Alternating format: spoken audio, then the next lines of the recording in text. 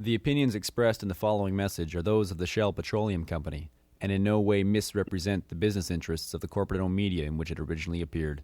People have the right to the truth, unvarnished, even uncomfortable, but never subjugated to a cause, however noble or well-meaning.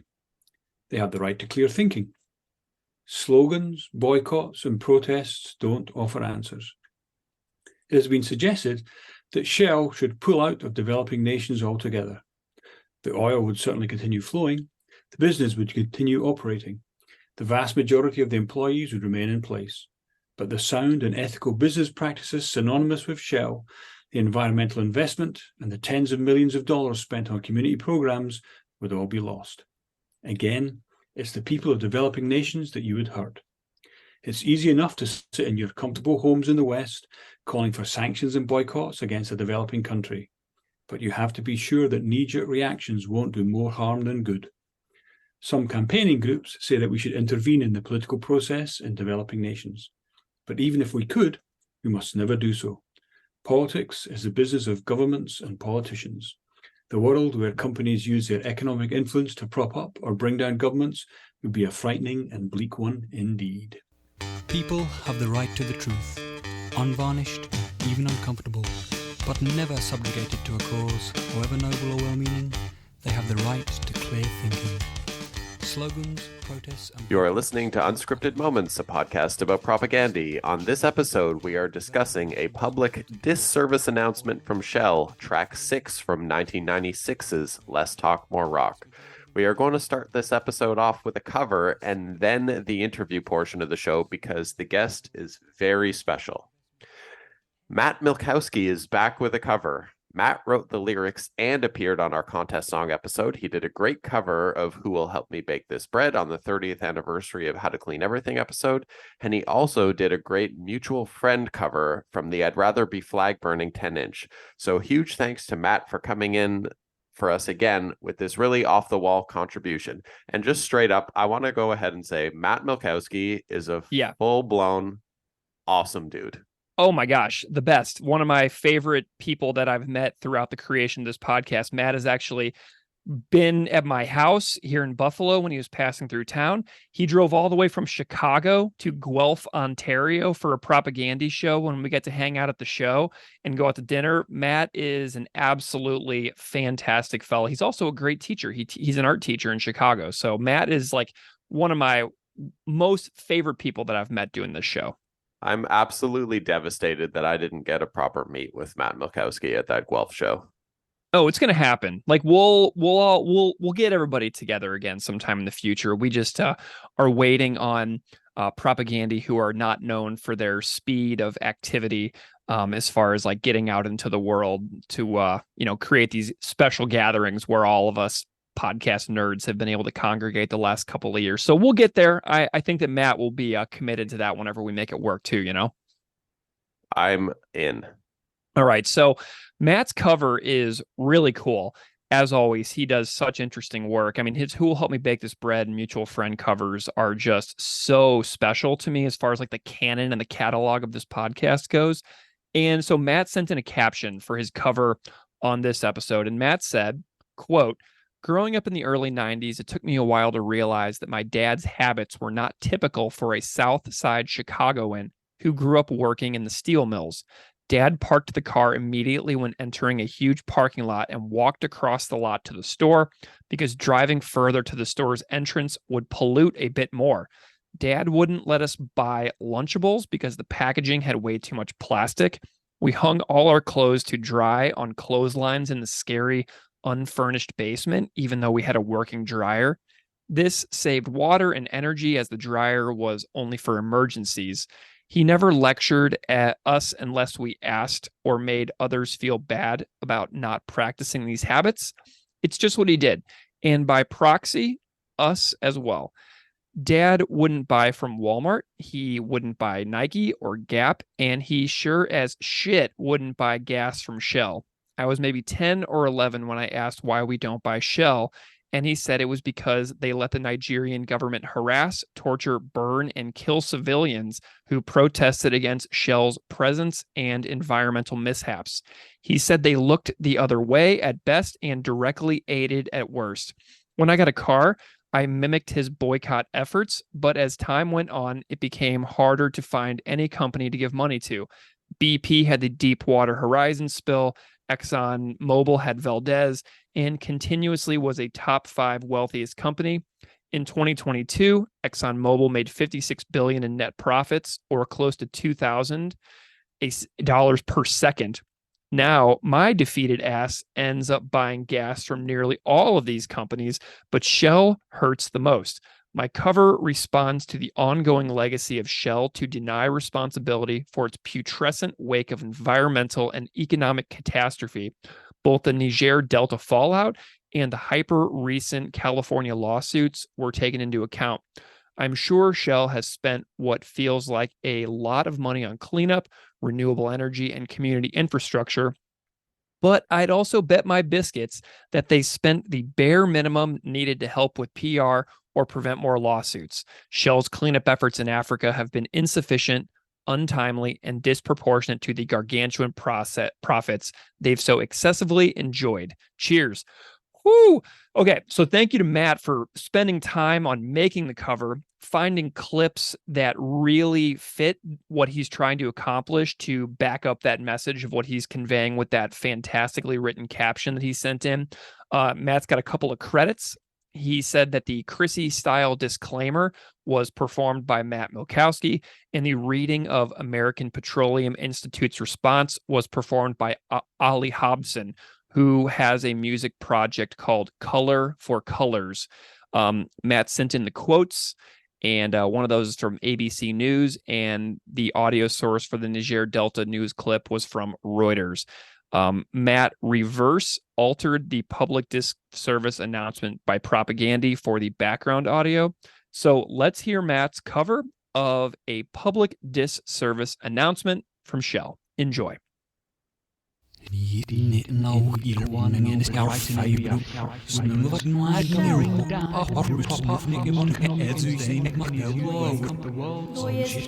Lawyers representing more than 13,000 Nigerians argued at London's High Court on Tuesday that Shell is attempting to shield itself from scrutiny over pollution in Nigeria. Thousands of members of the Bile and Ogali communities are suing Shell and its Nigerian subsidiary SPDC over oil spills. Shell strongly denies any liability and argues that parts of the cases were brought too late. It also says the majority of the spills were caused by illegal third-party interference, such as pipeline sabotage and oil theft. The case, parts of which began back in 2015, has already been to the UK Supreme Court. It ruled in 2021 that there was an arguable case that Shell owed the claimants a duty of care. The opinions expressed in the following message are those of the Shell Petroleum Company and the American Petroleum Institute.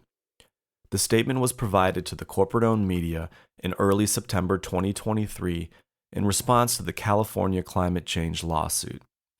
Similar honorable statements by Shell in response to the separate lawsuits from the residents of the Niger Delta can be found in 2011, 2015, and 2021.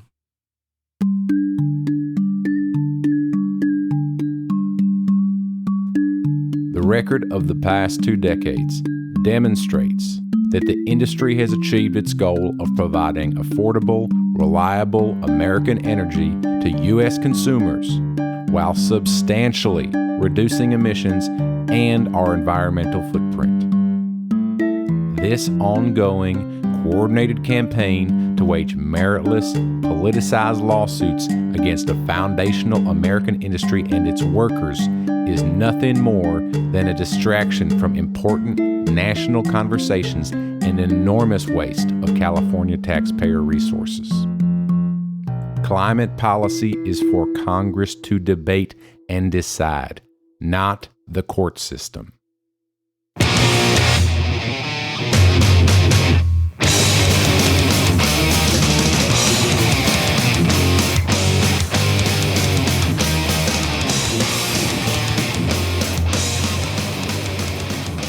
Okay, so thank you again to Matt Milkowski for that wonderful cover.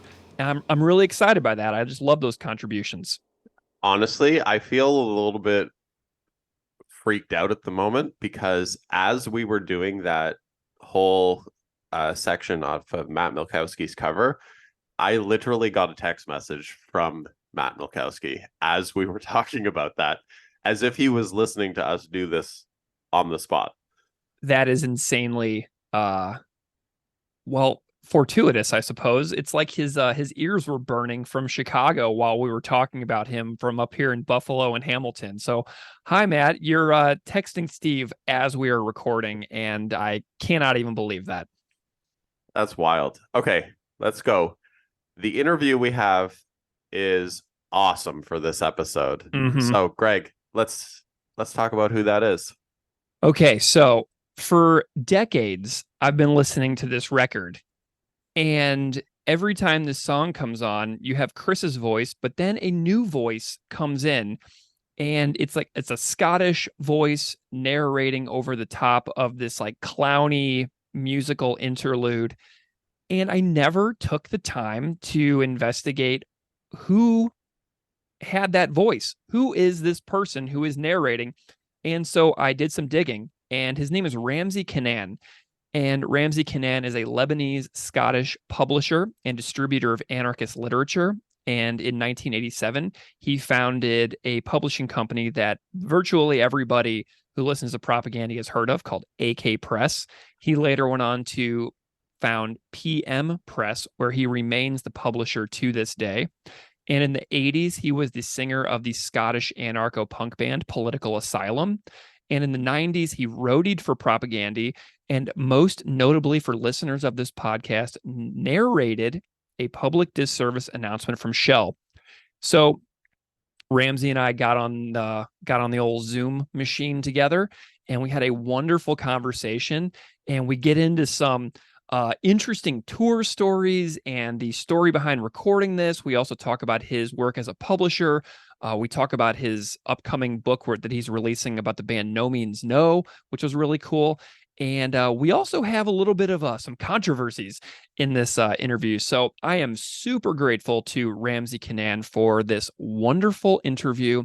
I'm grateful to Ramsey for his involvement, his stories, his lifelong career of bringing, new ideas to people like me into the world to expose me to all kinds of new stuff. So it's wonderful getting to be able to have that opportunity to get to know Ramsey. So without further delay, here is my conversation with Ramsey Kanaan. Slogans, protests, and boycotts don't offer answers. It has been suggested that Shell should pull out of developing nations altogether. The oil would certainly continue flowing. The business would continue operating. Ramsey Kanaan, welcome to Unscripted Moments, a podcast about propaganda. Really my pleasure. Thanks for having me on. This is a wonderful honor for me, Ramsey. I'm so glad that you're here to chat about your work in the world, your involvement in publishing and the music scene, and your experience of working with propaganda a while back on the narration that opened up our chat here today. But before we get into some of those details, I'm wondering if you can just tell the listeners out there a little bit about who you are and what you do. My name is Ramsey Kanaan. I'm currently ostensibly the publisher of PM Press. PM Press is a publisher of really good books. Am I allowed to swear on this podcast? Oh, yeah, absolutely. I swear a lot in normal talk. Yeah, go for it. Let it rip. Anyway, so we publish really fucking good literature. Yes. And I've been involved in publishing, and certainly in my younger days, actively in the punk rock scene, community, call it what you have, since my early teenage years. And I guess it was through that confluence of punk rock and publishing and the dissemination of fine ideas that I came into the propaganda orbit. Wonderful. Well, I discovered I was learning about some of your stuff that you've done in an interview, a couple of interviews that you've done with David Rovich on his show. So if anybody is interested in hearing like lots and lots of amazing details about your life, there's a couple of really great interviews that I was watching of yours where you go in so far in depth into, you know, a lot of your own work through AK Press and PM Press that you just mentioned.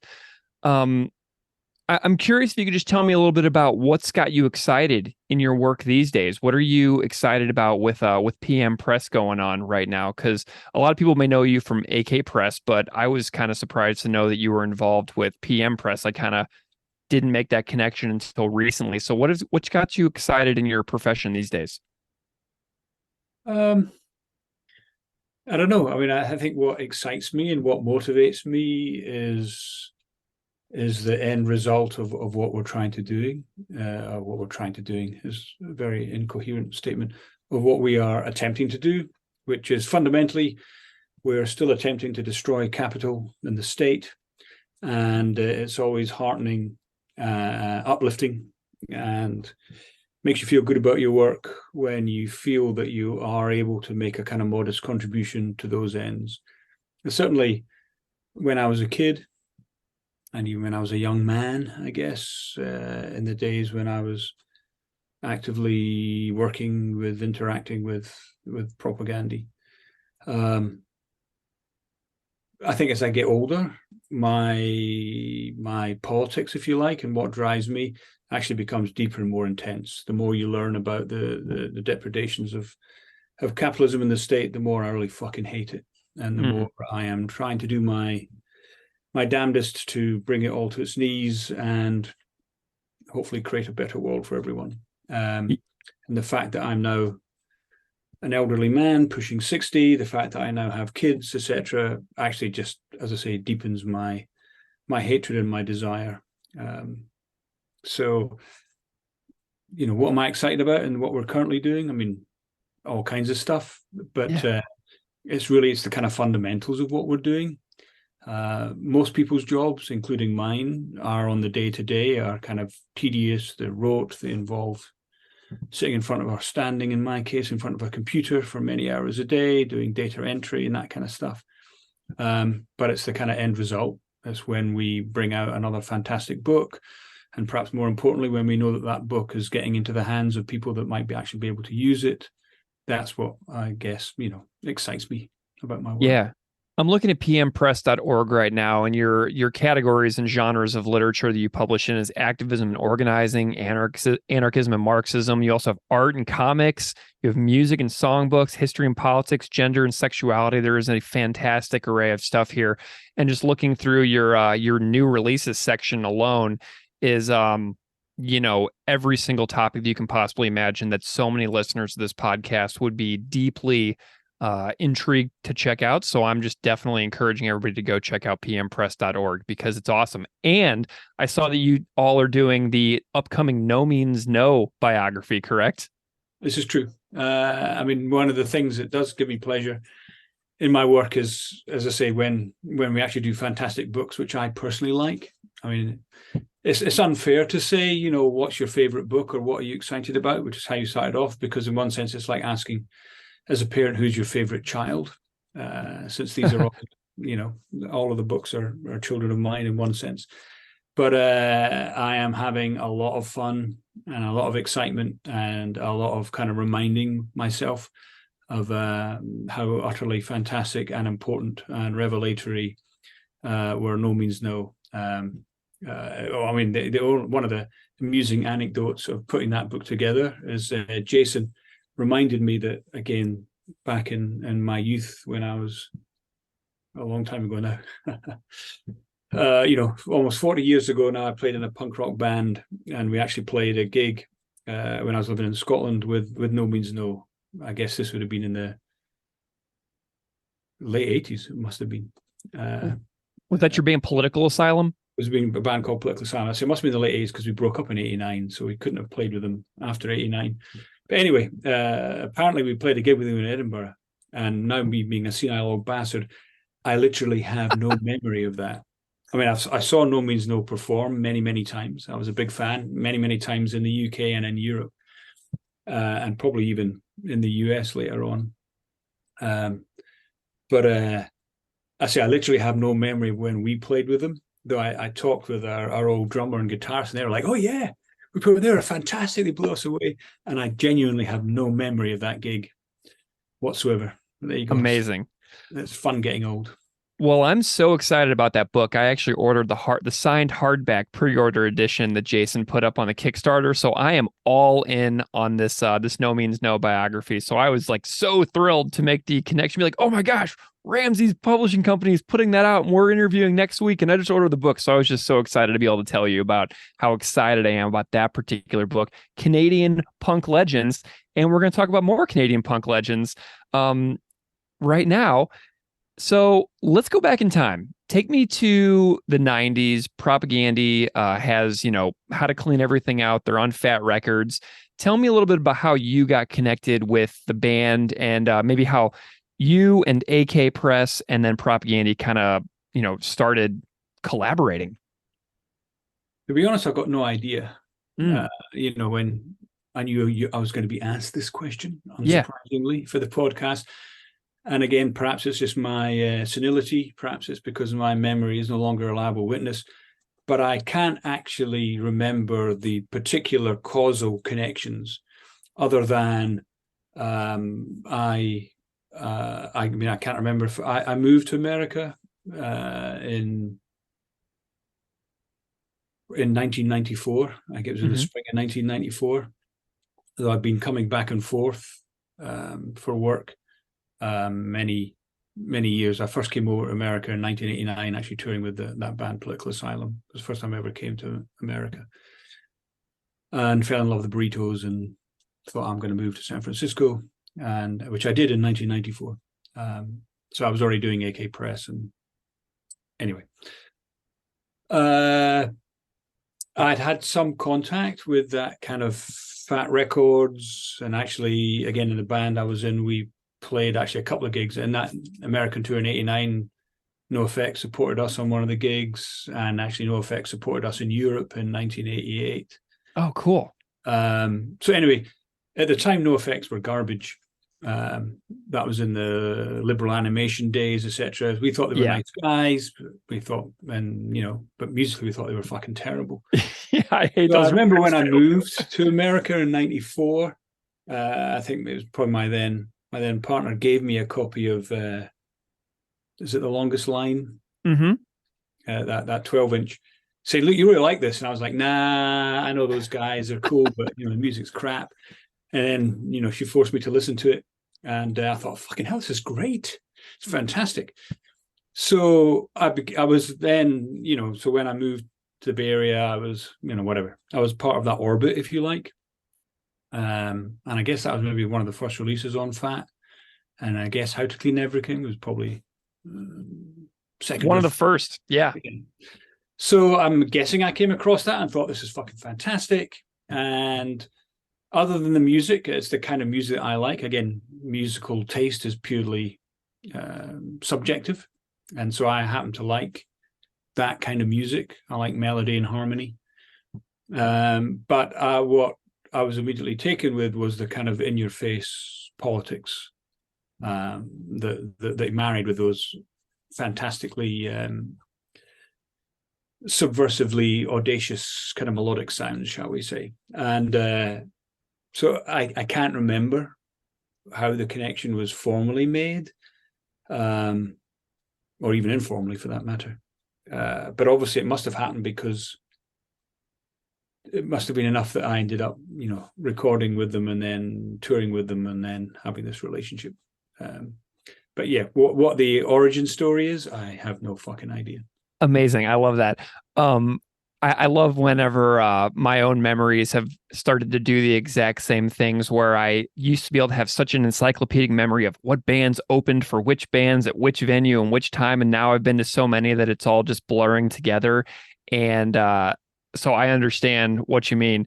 And I presume that that's only going to get worse for me in the next 15, 16 years. So, we'll see how it goes. Let's chat about the record. So we've got, I got Let's Talk More Rock here. And it was recorded January 96 at Razor's Edge in San Francisco, California, with Ryan Green, doing all the engineering.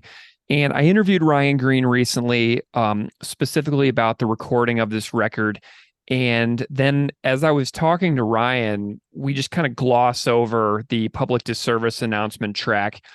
And that's when I really got obsessed with tracking you down, because I was like, wait a minute, I have to talk to this person who narrates this, if at all possible.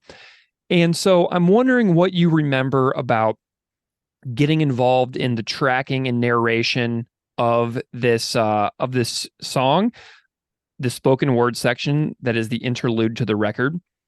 So how did that all go down? And then what do you remember about being in the studio and actually doing the performance itself? So, I say we must have been friends by then for me to have been involved. I can't remember how I ended up. I do remember that they were in San Francisco for a while, and that they were kind of writing material in the studio. And I guess in the early years, they had this perennial problem that Fat Mike wouldn't let them release the record unless it was, I guess, 30 minutes or 28 minutes or something. So he was always hassling them, saying, you got to give me more stuff, which is, I believe, why they ended up doing the rather excellent cover version on the first record, even if they can't pronounce vegan correctly. Megan the Vegan. Because again, Mike said, I'm not releasing it unless you give me, 3 more minutes or whatever. So I believe they were in that same quandary or same tension or problematic in the studio doing that. So me being a vaguely mature adult by then, I guess I would have been maybe 30 years old at that point. When I moved to America in 94, I was 28. And of course, I'd done a bunch of studio stuff with the band that I was in, et cetera, et cetera. So I knew basically to stay the fuck away, that me hanging out in the studio with them was not useful or productive for them. So I'm presuming they asked me to do it. I can't remember. But I do remember they were going through horrible writer's block and desperately scrambling to fill up, whatever the requisite amount of time. So they asked me to do this thing. The horrible voice I'm using, I was trying to do a kind of BBC, kind of neutral, kind of British accent. Mm-hmm. I think I ended up trying to sound like Margaret Thatcher, which is, again, it's just my attempt to do a kind of BBC voice. Yeah. Consciously or subconsciously kind of copying Margaret Thatcher's voice. Would be a terrible place indeed. Well, and it adds to the irony of the actual track and enhances the joke. You know what I mean? So my memory of it is I did it all live in 2 takes.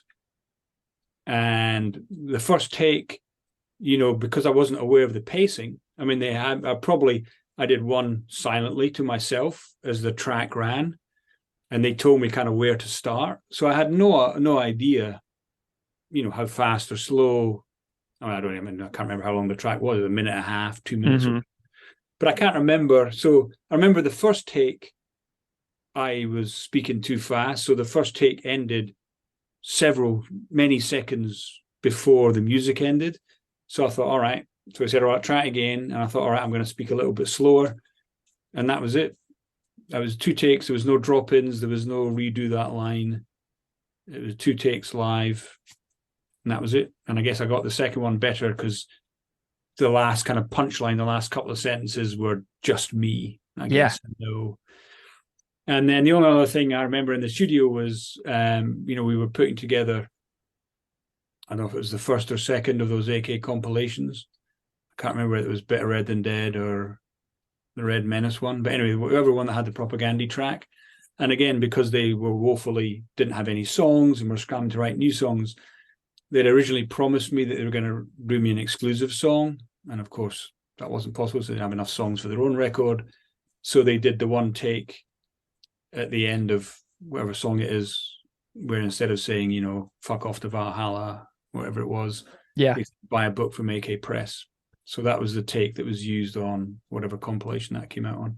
Yeah, I've got that compilation. I actually have a test pressing and a normal pressing of the double vinyl, because I'm a propaganda completist, as you might imagine. Right, so it would have been the first one then. Yeah, it's the Dallas. Dead. Yeah, the Dallas remix. The Dallas mix is what they called it on the back of that album. Nice, very cool. But I think Amazing. that was my, you know, that was my entire time in the studio. So it would have been, you know, an hour or something. And I say my memory is I tried to stay out of their way during studio time. I'm presuming we were hanging out when they were not officially in the studio during that time. And obviously I managed to impress them or strong arm them or cajole them into, you know, putting the AK Press stuff on the actual record. Which Nice. Fantastic. Well, so we've got the text, right? So it's from the Winnipeg Free Press in November of 1995. The name of the original article is Clear Thinking in Troubled Times, which I had a heck of a time tracking down because of the archival paywalls of the newspaper and everything like that. So some folks up in Winnipeg did me some solids, and like with their subscriptions, they were digging through the archives and they got that text for me. But it's like a 12-paragraph essay. Were you involved in the editing of the text, or were you just handed like an edited script that the band put together for you? No, that was all the band. I was just given the script, and yeah. Okay, cool. That was it. Yeah, it's Shell, and I said sure. I love it. I want to know about touring. Tell me a little bit about what you remember about the Press's touring with the band over the years. Were you personally touring with them as well? So I personally, we only and as AK Press, we only ever did the one tour with them, meaning the entire tour, and that was the Less Rock More Talk tour in whenever that was, probably also in '96, maybe in the summer or whatever. And officially, I was on tour being their merch person. And Craig from AK Press was part of the tour, but wasn't part of the tour. I mean, meaning he was there to sell books. Yeah. So it was me. So in effect, me, Craig, and Richard the roadie was the crew, and then there was the three in the band. So there was 6 of us in Richard's van, and I think there was a trailer, as is commonplace, you know, pulling the merch, which in this case was their T-shirts and records, and was the books. It was fucking fantastic. I mean, I think, again, I say people's taste is subjective. To me, that was the classic lineup of Propaganda, certainly my personal favorite, with John in the band. I think that's their best 2 records. And so I was in heaven. I got to see, you know, at the time, probably my favorite living band. You know, I got to see them however many dates it was. I got to see them live on the whole tour. The tour was great. I was still young enough that I didn't object to sleeping on floors, and me and Craig were always up early, and we were all doing exercises. We were always the first in the shower, and we would go out running and whatever. It was fantastic. Yeah, so I got to see them every night for whatever it was, 20 nights. They were also at the stage, they were kind of at that perfect stage, whereas before they became really big. All of the attendant problems, both for themselves and also for the audience. I mean, I've never liked being in bigger shows, so to speak. So they're the level where they were still playing, you know, in front of anywhere from say 200 to maybe 1,000 people. I mean, you know, in the bigger rock clubs on that tour. But it meant also realistically, what happened was that me and Richard were basically doing the stage security. Again, you're playing in small clubs. You're being security largely means, other than their paranoia, of being attacked by hammerskins at every show. The security largely meant, we were stopping people knocking the mics into their faces, and I mean, I remember they originally on that tour said they wanted no one on the stage and no stage diving, and that went out the window the first night. And so our job was just to make sure that people didn't trample the equipment, knock out the leads. Again, this was before they got much more sophisticated in terms of their backline and their, headphones in their ears and, whatever Spinal Tap style kind of radio mics for the guitar, that kind of thing. So I said that tour was like was a punk rock tour, playing smaller venues. Again, a couple of venues we played in, very few people came, and some of the more out of the way places. It was fucking fantastic. It was great. And that was like a confrontational Chris Hanna era too, right? Where he would be like talking back and forth with the crowd a lot, right? Oh, very much so. So again, I say the paranoia about security, I don't mean that in a kind of pejorative, negative sense. There was a couple of shows where people were having a go, and I say other than the odd, pushing people off the stage or dragging people, there was no fists thrown or whatever. There wasn't any much violence.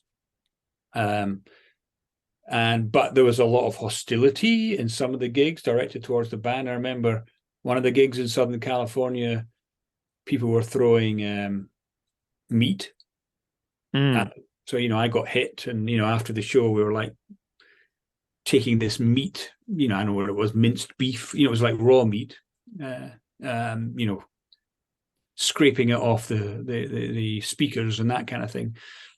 So, it was, but that's partly what I loved about them. It was like kind of, fuck you.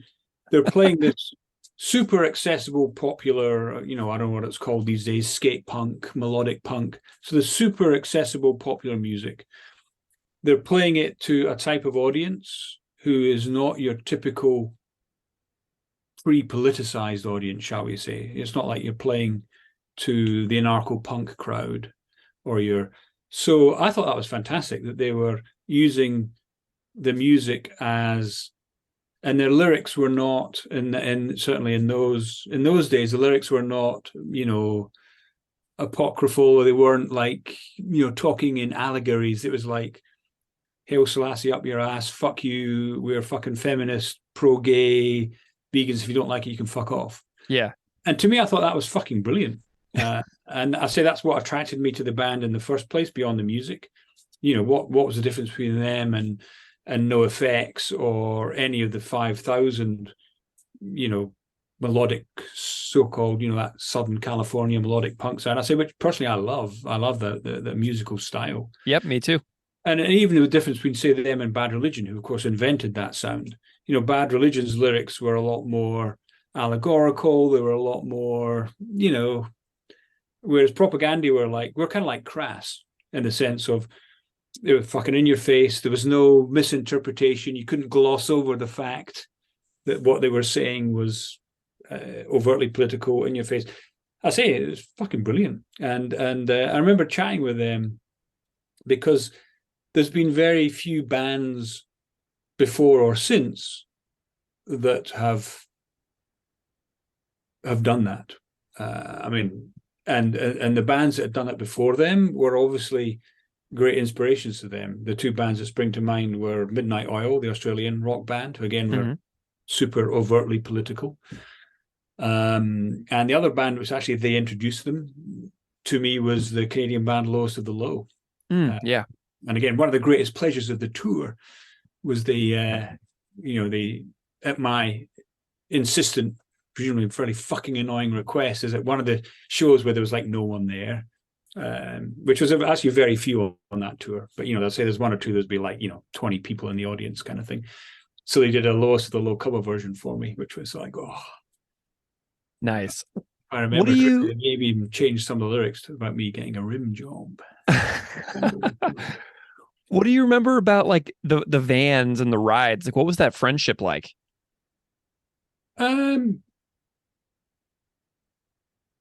it was great hanging out with them. It was also, there was the usual tensions. Being in a van with 6 people creates all kinds of tensions. I mean, whether they're your best friends or your closest relations, being cooped up, being with someone more or less 24/7 for an extended period of time is fucking stressful. Yeah. Well, I mean, let's be honest about this. There was the usual squabbles of who gets to sit in the front seat. Yeah. There was the squabbles over, or not squabbles, there was tensions because, they were young. They were kids. I think it was probably the first big tour they'd ever done. So it was a DIY tour, more or less. I mean, they had a booker who booked it all and that kind of thing. But, they were making it up and learning as they went along. And, looking back, I think there was a bunch of missteps. There was not any, I think they didn't treat Craig so well. Like Craig was as much a roadie, did some of the overnight drives. So he was as much part of the crew as myself or Richard. Craig wasn't paid at all on the tour, which I don't think is cool. I was paid only for the amount of T-shirts I sold. Which again is a very strange way of taking on a merch person. Again, irrespective of the other things I did on the tour, like security or whatever. I mean, I was paid on the amount of T-shirts, which again is a very bizarre, and again, perhaps just naive. This is the first time I've ever kind of done it on a serious way. But it meant that they wildly underestimated how popular they were. So I think at least twice on the tour they ran out of shirts. So again, that's not cool if I'm being paid per shirt that I can't remember what it was. Maybe I'm getting paid $1 a shirt. Whatever. Yeah. But it meant, for example, and I don't know what Richard was paid, but Richard was obviously paid a flat fee. It's Richard's van, and Richard was also doing the majority of the so-called roadie work. He was doing the majority of the driving. He was the most, well, actually, that's not true. Craig also knows lots about how to string guitars and that kind of shit. But anyway, Richard, I don't know what Richard was paid. Presumably Richard was paid whatever Richard asked for. But I say me and Craig were not paid at all. I was only paid at the end of the tour. What I'm trying to say is, so one of the tensions was me and Craig had no per diems. Right. So Propagandy always wanted to eat nice vegan food. So they would go to this, the nice vegan restaurant in every town. As you and your listeners are probably aware, eating in nice vegan restaurants is not the cheapest way of touring. Right. So there'd be this kind of weird apartheid system on the tour where there'd be the 3 band who were, ordering the finest vegan fare. And then it'd be the 3 crew who couldn't afford it, even though we were all vegans. Do you see what I mean? So there's this kind of weird apartheid system. This is when we ate out. Yeah. I'm not saying that if there was the venue paying, the food, we all got the food and Craig got it as well. So, but I'm just saying there's these things that I'm largely putting down to them being young. This is the first time they've ever done it. Yeah. Or kind of not cool. And me, Richard and Craig, who had obviously been in bands before, had done many tours before, we were aware that it wasn't cool. Yeah. Or not the way it should be done. So I say I'm not saying what a bunch of wankers Propagandy were. They were much younger than us and they hadn't done it before, and we were older than them. And, we'd done it many times before. So anyway, whatever. That makes it all sound it was all negative. No, not at all. I love those kinds of road stories. But also, too. I think because of that, the thing of being them cooped up together, that was the end. It was obvious, say the rift or the tensions between John and the other 2 were manifest on that. Wow. And in fact, I believe I was the promoter. I flew them out for the release party of that, the Better Red Than Dead, that Epitaph album, which was Propagandy, the fantastic ABBA cover band that are on the album.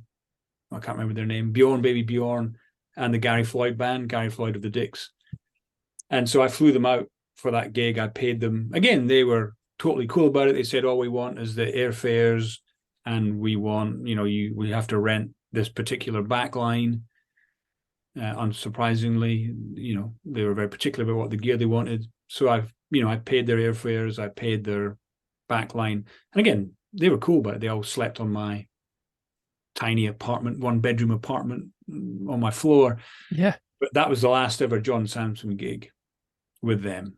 Mm. And I say, so on that tour earlier in the summer or the year before, whenever it was, I said that kind of split in the band was very apparent. Yeah. It was kind of like when he wasn't eating, kind of John would be hanging out with me and Craig and not with the band kind of thing. Which I say, I don't mean in a negative sense, but yeah. And I say for me, it was both a blessing and a tragedy, because I say, to me, it was those first two albums are the only two albums I really like of Propagandy. The blessing was, of course, I was a huge Weaker Thans fan, perhaps unsurprisingly. Curse was, for me, that was the end of Propagandy in terms of my personal musical enjoyment. Gotcha. Did you keep in touch with any of the folks from the band over the years a little bit at all here and there? Well, we did after the fact. Again, I remember, I got both sides of the story. I had both John and Chris, moaning to me at the time about each other and whatever about the breakup. And I say I was the kind of impartial, whatever, parent, since they were both my favorite sons. Yeah. So again, I wasn't taking sides. And obviously they were reasonably amicable. The first Weaker Thans record was on G7, etc. So, it wasn't like open warfare. Right. But it wasn't. It certainly wasn't friendly. Yeah. But anyway, be that as it may. So, we continued to work in the sense of we continued to provide literature. And I personally, tabled when I could, when they were in the Bay Area or whatever, both for the Weaker Thans and for Propagandy. So in one sense, it was a great split. Music aside, or personal musical taste aside, it was great. There was two kind of political bands going out there, spreading the good word and taking books on tour.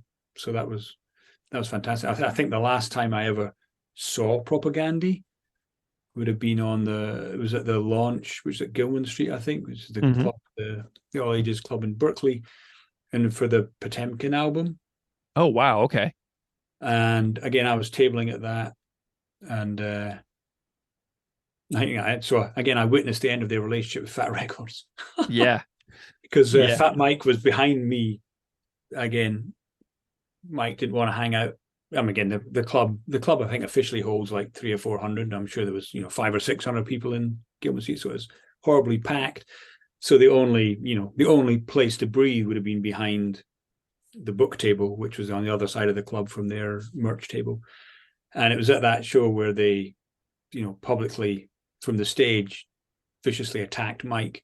And I remember because Mike was fucking standing right next to me. Wow. And Mike ran out of the club in tears. Wow. I thought it was actually terrible. Again, I personally actually agree with their political criticisms, or shall we say, of Punk Voter and of aligning with the Democratic Party. Actually, I agree with it 100%. Yeah. I think the way that they publicly attacked Mike was, again, it's just not cool. But I guess at that point they didn't give a fuck, and had obviously already decided that they were no longer going to be with Fat. So. Wow. Yeah, and they're that kind of leads into their view of themselves, kind of like as like the North Korea of punk is kind of what they referred to themselves as for a while. Like there's like this they're just cast off isolationist kind of approach. You know what I mean? I do. Do I? I think that's them making putting a positive spin on their own idiosyncrasies, shall we say? Yeah. Because they were always idiosyncratic. They always, you could say they were the North Korea of punk on those first two albums, in that they were very unusual. Yeah. In that sense. They were unusual within that genre of punk. As I say, I think that's part of what made me attracted. But also it was that mix of songwriting. As I say, for me personally, when John left the band, it took away all of that kind of melodic edge or the melodic side of it, and it was replaced with the more kind of thrash meets kind of prog rock. I remember when, I can't remember which one it was. Again, they being Propaganda stayed with me. I think they were in the Bay Area for some reason. I can't even remember when it was. But the last time I ever saw them, they stayed in a different apartment, which was slightly bigger than the one that was before. So this must have been many, many years later. And I remember chatting to them, in between doing their laundry and the other things that you do for touring bands when they stay with you. That I said, I can't remember where I said Potemkin was either like Rush or Pink Floyd. And again, I meant it actually neutrally. I'm actually a big Rush fan personally, and I fucking hate Pink Floyd personally. But that's neither here nor there. But I can't remember which one I compared it to. And I remember saying that to Chris. And Chris was really pleased and took it as a compliment. Just like, oh, thanks. Man, it's so amazing to me that you were at that Potemkin City Limits release show too. Like that's like your experiences in that specific decade, like the 94 to 2005 era. I mean, that's really, really cool. So many cool stories. I don't know. So lucky. Like it's an amazing, just an amazing collection of stories. I would be remiss if I didn't ask you, since you're a person who is involved in publishing and you've studied so many different topics, like the backstory of the narration that you did for Public Disservice Announcement.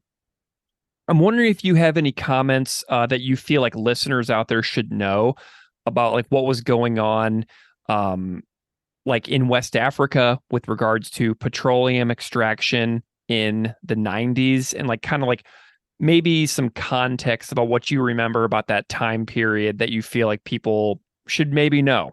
Obviously, there's a lot of reading that people should do if they want to like learn about it a lot more in depth than the time we have available to us. But I wonder if you have any specific memories about some of the content that was going on within the track that you narrated. Sure. Well, it's not necessarily memories, but it's like, what was going on then is going on now. Mm-hmm. It's meaning, what's going on then is going on now in the tar sands in Canada or whatever. It's basically, it's two things. It's one is extraction, meaning extraction of fossil fuels or any other, diamonds or you name it. Extraction mining typically takes place on, for want of a better term, third world countries or non-first world areas. Now, that could be, in the case of Canada, meaning areas which are supposedly or nominally under the control of First Nations, for example. Or it might be in Nigeria, which is where the shell stuff comes from. Mm-hmm. And that means two things. So firstly, as I say, it's always going to happen. It's basically the third world, so-called, or first world nations, or an indigenous, or whatever the right term is these days, are the ones getting completely fucked. Mm-hmm. And secondly, it's these large multinational corporations, whether it's Shell or the more modern versions that are now doing the extraction, both act like what they are, which is these private empires, which have their own private military, their own private security. But secondly, they can only do it in concert with the various states that they're operating within. And so in the case of Shell, it was actually, they were operating in Nigeria at the time, and it was the Nigerian military. They were actually going and slaughtering the indigenous populations who might be resisting having their homelands, or the lands that they and their for many generations had lived in, whatever, farmed or fished, having it totally fucking destroyed by these extractive industries. And So it says the state is actually directly involved. So in the case of Canada, it's always the state, it's always the RCMP which goes in and actually does battle with the indigenous populations over, them blocking roads or, trying to resist pipelines or extraction, etc., etc. And that, again, that was going on at the time in the 90s. You had the Oka, so-called the Oka crisis or the incident, etc. So this has been going on across the planet for decades, actually since the dawn of empire. It's been going on for fucking thousands of years. But in the modern age, certainly since capitalism, and in the case of Nigeria, which is where Shell were drilling in this particular incident, there was one of the many multitudes of vocal opponents of what Shell were doing was this guy called Ken Saro-Wiwa, who was at the time one of Nigeria's most famous kind of writers. He was also, he was the kind of equivalent, I guess, today of someone like, say, Arundhati Roy, people may have heard of, who is both a famous writer in India, but also is very much involved in indigenous struggle, shall we say, in her native country. So Ken Saro-Wiwa was a world-famous novelist, author, writer, and he was a very vocal opponent of what Shell was doing in Nigeria. He was assassinated by persons unknown, which is probably the Nigerian state, in the same way that most assassinations of the local peasants or whatever, or famous people, are actually done by death squads who are actually indistinguishable from the state.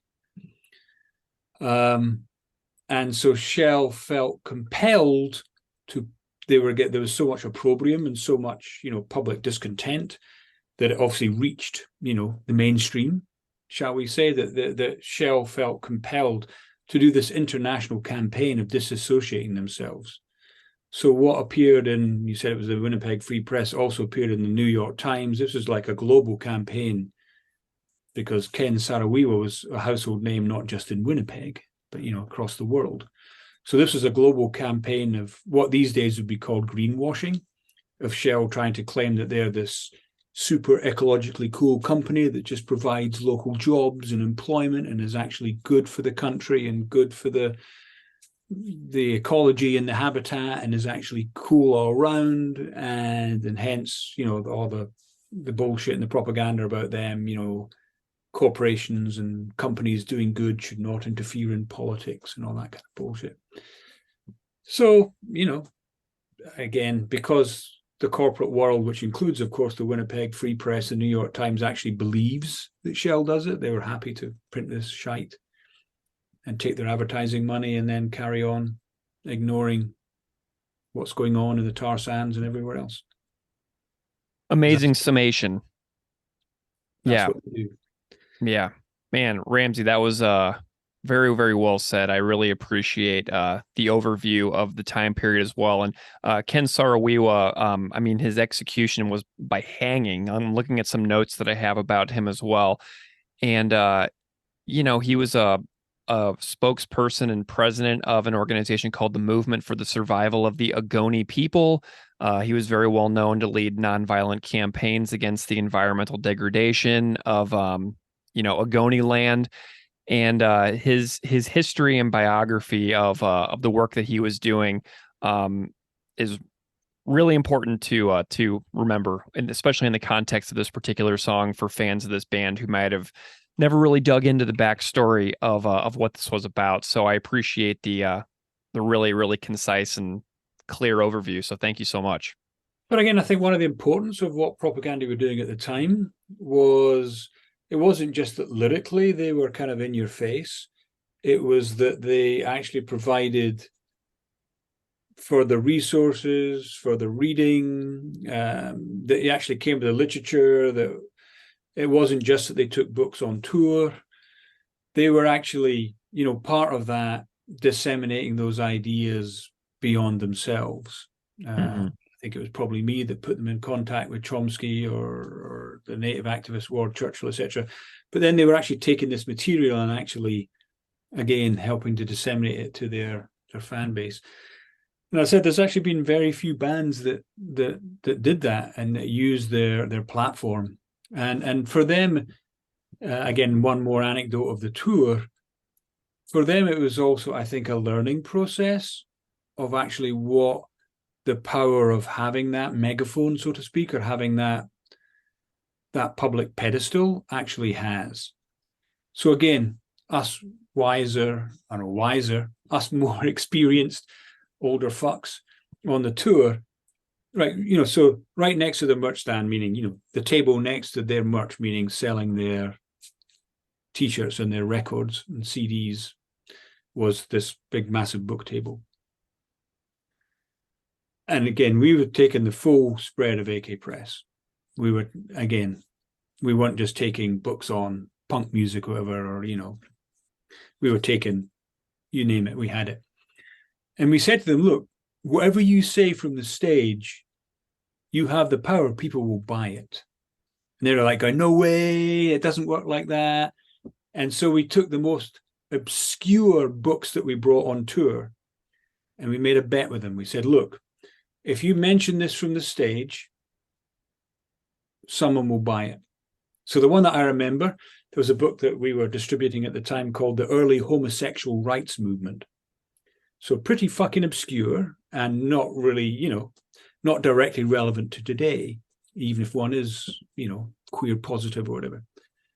So we said, all right, mention this in the stage. So whether it was Chris or John, someone said, all right, check out the AK Press table at the back. And particularly, I really recommend this Early Homosexual Rights Movement. We fucking sold the 3 copies we had that night. And then we did it with all these, right, mention this one then. And I think I'm presuming to them, it was also partly that kind of realization that an aspect, shall we say, of the power that kind of culture can actually have. So amazing. They did that for me personally. The early propaganda shows that I managed to see where there were still like book spreads at the show. I walked out of there with Chomsky book a couple of times. So it's one of those things where you never know what kind of impact you're going to have on a certain person standing in the room whose life may take a new turn that they might not have otherwise had. I mean, that's what's so important about this particular era of the band that you're talking about, but also people time and time again on this podcast have talked about how instrumental like that particular era of this band is in helping send them down a new road within their own life and their own ways of thinking and their own ways of living that they never would have found otherwise. Absolutely. Well, Ramsey, I am so grateful to you for your time and stories and memories of narrating a public service announcement on Let's Talk More Rock, being friends and colleagues and roadie with this band. The stories that you've told today, I've never really heard those kinds of stories before. So it's really cool to add like a new perspective on those 90s touring days, because the lore of the, band like bantering with the audience back and forth, like, not everybody can tell stories like that today. So I appreciate your memories, and I really appreciate you being here talking about your work with PM Press and AK Press and this band. So it's been a real pleasure having you on the podcast to fill in this piece of the story for me. Likewise, thanks for having me, and I'm going to have to go back and listen to those records again.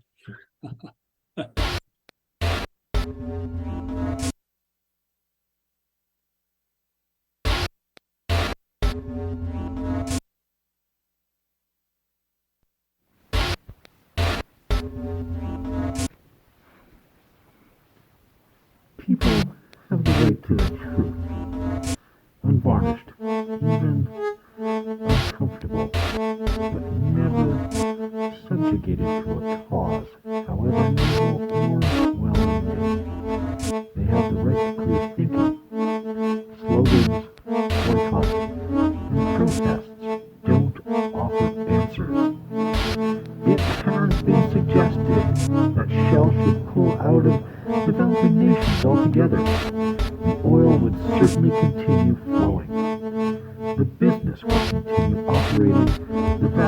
majority of the employees would remain in place. But the sound and ethical business practices synonymous with Shell, the environmental investment, and the tens of millions of dollars spent on community programs would all be lost. Again, it's the people of developing nations that you would hurt. It's easy enough to sit in your comfortable homes in the West, calling for sanctions and boycotts against the developing country. But you have to be sure that knee-jerk reactions won't do more harm than good. Some campaign groups say that we should intervene in the political process in developing nations. But even if we could, we must never do so. Politics is the business of governments and politicians. A world where companies use their economic influence to prop up and bring down governments would be a frightening and bleak one indeed. All right. Thank you so much to Ramsey Kanaan for that wonderful conversation. Ramsey, you all know him. His voice has narrated a public service announcement from Shell on Less Talk, More Rock. You've heard it thousands of times at this point in your lives, and there's the story straight from his own memory and his own experiences. So I'm super grateful that we were able to track down Ramsey and get his take on life with propaganda in the 1990s. And coming out of that interview, you heard another cover that was from our pal Chris, who goes by the performance moniker Freakingsnap. Chris lives in Winnipeg. You've heard his experimental bleeps and bloops on this podcast now for a couple of years. And I do have to say that that was my favorite Freakingsnap rendition that has ever appeared on this podcast. So thanks again to Chris for coming through with a wonderful contribution in the style of cover that nobody but Chris can make. So that's our interview. Those are our covers. And Steve, we got a lot of ground to cover. What do you want to do next? I think because we're going to be wrapping up Less Talk, More Rock, I think it would be fitting for us to do our top 5 of the album before we kind of get into the heavy lifting of this song. Wonderful. Would you like to kick us off with your number 5? Okay, so I struggled to pick my number 5. There was a few options that I probably could have picked, but I went with Preteen McCarthyist as my number 5. Interesting. And I went just simply because of that unbelievable Samson vocal in it. Interesting. I love that line. I feel like it just completes the song in a way that it just works. I don't know, but that's my number 5. Very cool. My number 5 is Nailing Descartes to the Wall. And to me, this is sort of like a cool preview for like their later, heavier years. And Rio, San Atlanta, Manitoba could obviously also be another candidate for like the heavy one, but I like this song more than Rio, San Atlanta. So I went with this one as far as like the later years heavy stuff. But I chose this one because this was an episode that we really pushed ourselves on when we were making the podcast a few years back. And the interviews on that episode really stand out. We got a scholar of like environmental food practices and stuff like that. And I can't remember Dr. Lauren Corman's exact expertise off the top of my head at the moment, but that is one of my favorite interviews that I ever did for this podcast.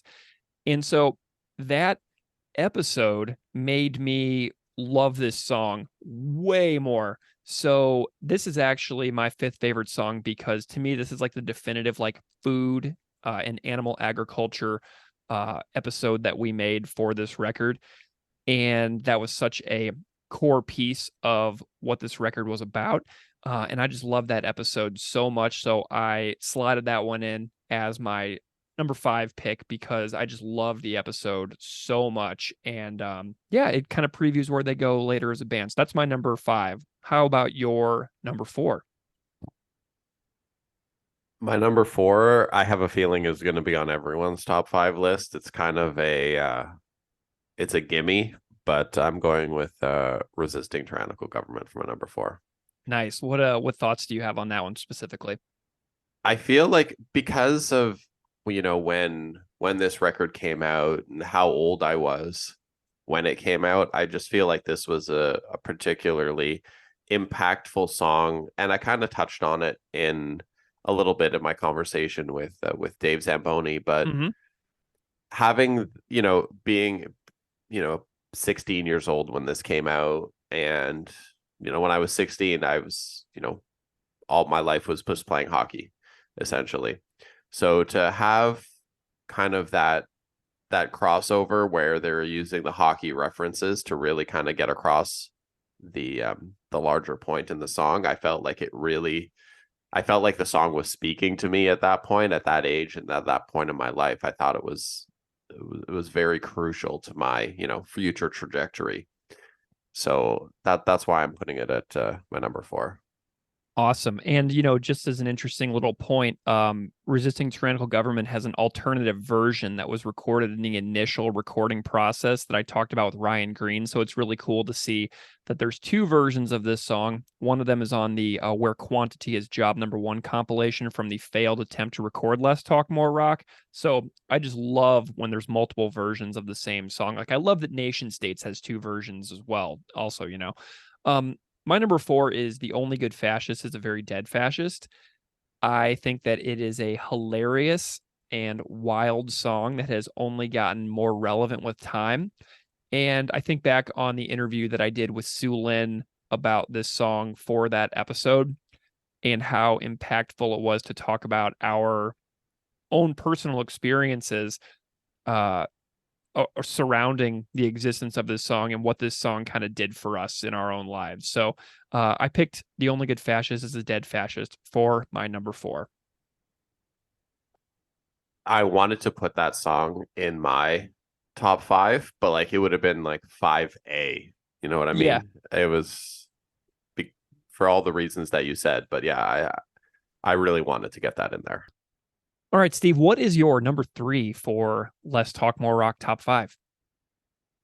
My number 3 has already been covered today. My number 3 is Nailing Descartes to the Wall. Ooh, fantastic. Because, the whole animal agriculture thing and food is, I feel very strongly about that stuff. Being vegan for a very long time. I think it's just and I do like the aggressiveness of the song. I think it becomes more effective on this album than it would on a future album. Because the rest of this album is kind of like, overall poppy, and you have like the Samson songs on it, which are as poppy as you could get with songs. So I feel like that really makes this song stand out more. Wonderful. And I do look forward to hearing your own personal food journey whenever we get to the lower order episode. I think that would be a really good time when we do that episode in the future for you to tell your entire story. Because, we did a ton of animal agriculture episodes before you joined the show. So I'm actually kind of happy that we have one left in the tank. So that we can get into your own personal journey in the future. So that'll be a really fun conversation for us to hear about that. My number 3 is Less Talk More Rock.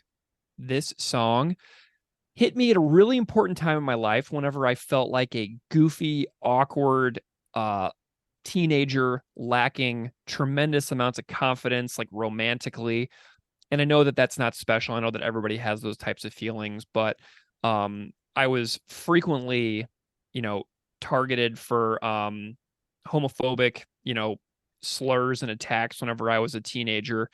And so it was a really jarring experience for me to get called names a lot and to be like, well, what if what they're saying about me is actually true? And so songs like this were super helpful for me. It made me really examine sexuality in regards to society in general, and also internally within myself. Made me look deeply at myself at a very young and vulnerable age. It also kind of made me realize that it's okay to have those uncertain feelings, and it's healthy to not have it all figured out immediately. And it was really cool that one of my favorite bands was so blunt and open about their own experiences, especially like age dropping, like the exact ages that Chris was for certain experiences within the song always like completely blew my mind. So I thought this song was super brave, super interesting, very bold. And it also was very impactful for me in like examining my own life. So that's my number 3 title track, Less Talk, More Rock. I mean, this is a complete tangent, but how do you feel about this song being the title track and like naming the album after this song? Yeah, that's so interesting too, isn't it? Because this song, the mission of this record is written around the outside spine of the cover, and sexuality is only a tiny piece of the greater whole. You know what I mean? So I think that the Less Talk, More Rock title of the record is more all-encompassing than just this song. So I think that it's a great title for the record as a whole, because on the cover, you know you're going to get songs about anti-fascism, you know,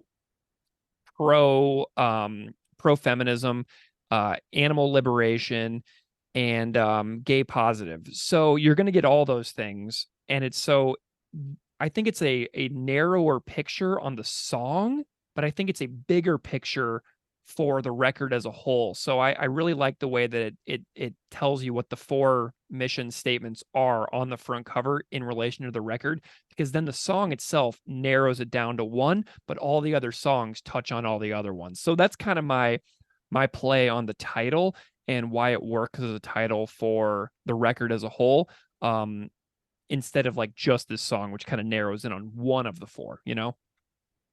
Oh, I think you nailed it. Oh, thanks.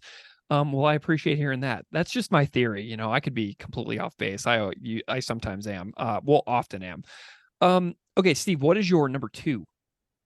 So my number 2 and my number 1, I feel like go together. Okay. But I'm going to talk about number 2 because that's the one we're on. So my number 2 is Refusing to Be a Man. Okay.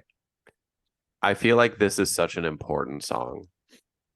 You know, given it was released in the 90s, mm-hmm. I think today this song is more important than it's ever been. Yeah. With the current state of the world, with the absolute, you know, hyper toxic masculinity narratives that are out there, I think this song is so important, and I don't think it gets enough credit for how good of a song it is and how important of a song it is compared to all the other ones on the record. I think it kind of gets forgotten about. Yeah. And you know, thinking about the history of this podcast, that Refusing to Be a Man episode is maybe the episode I got more positive feedback on than any episode we've ever made. It was mind-blowing to me, the amount of messages that we got after we released that episode.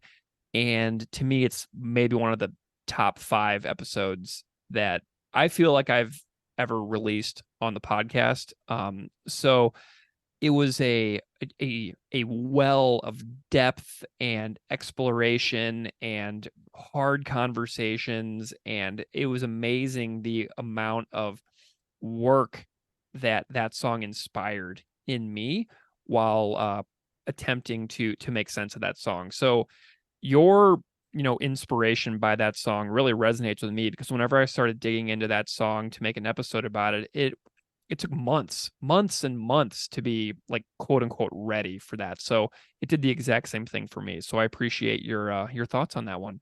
It's kind of a, initially it wasn't like I've always enjoyed the song, and I'll always, it's always been in my top 5, but recently it's climbed further up in my top 5 because of the work that my wonderful partner here, Zoe, does at her work in, she does workshops with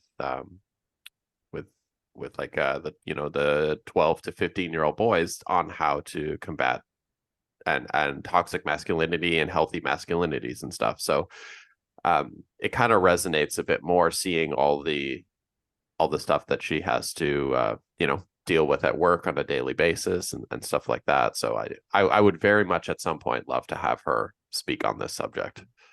Fabulous. Well, you and she can absolutely do that. I look forward to that. That would be a remarkable Refusing to Be a Man appendix episode, I have no doubt. And honestly might even, bring you two even closer together, which I think would be such a beautiful experience hearing you two talk about that.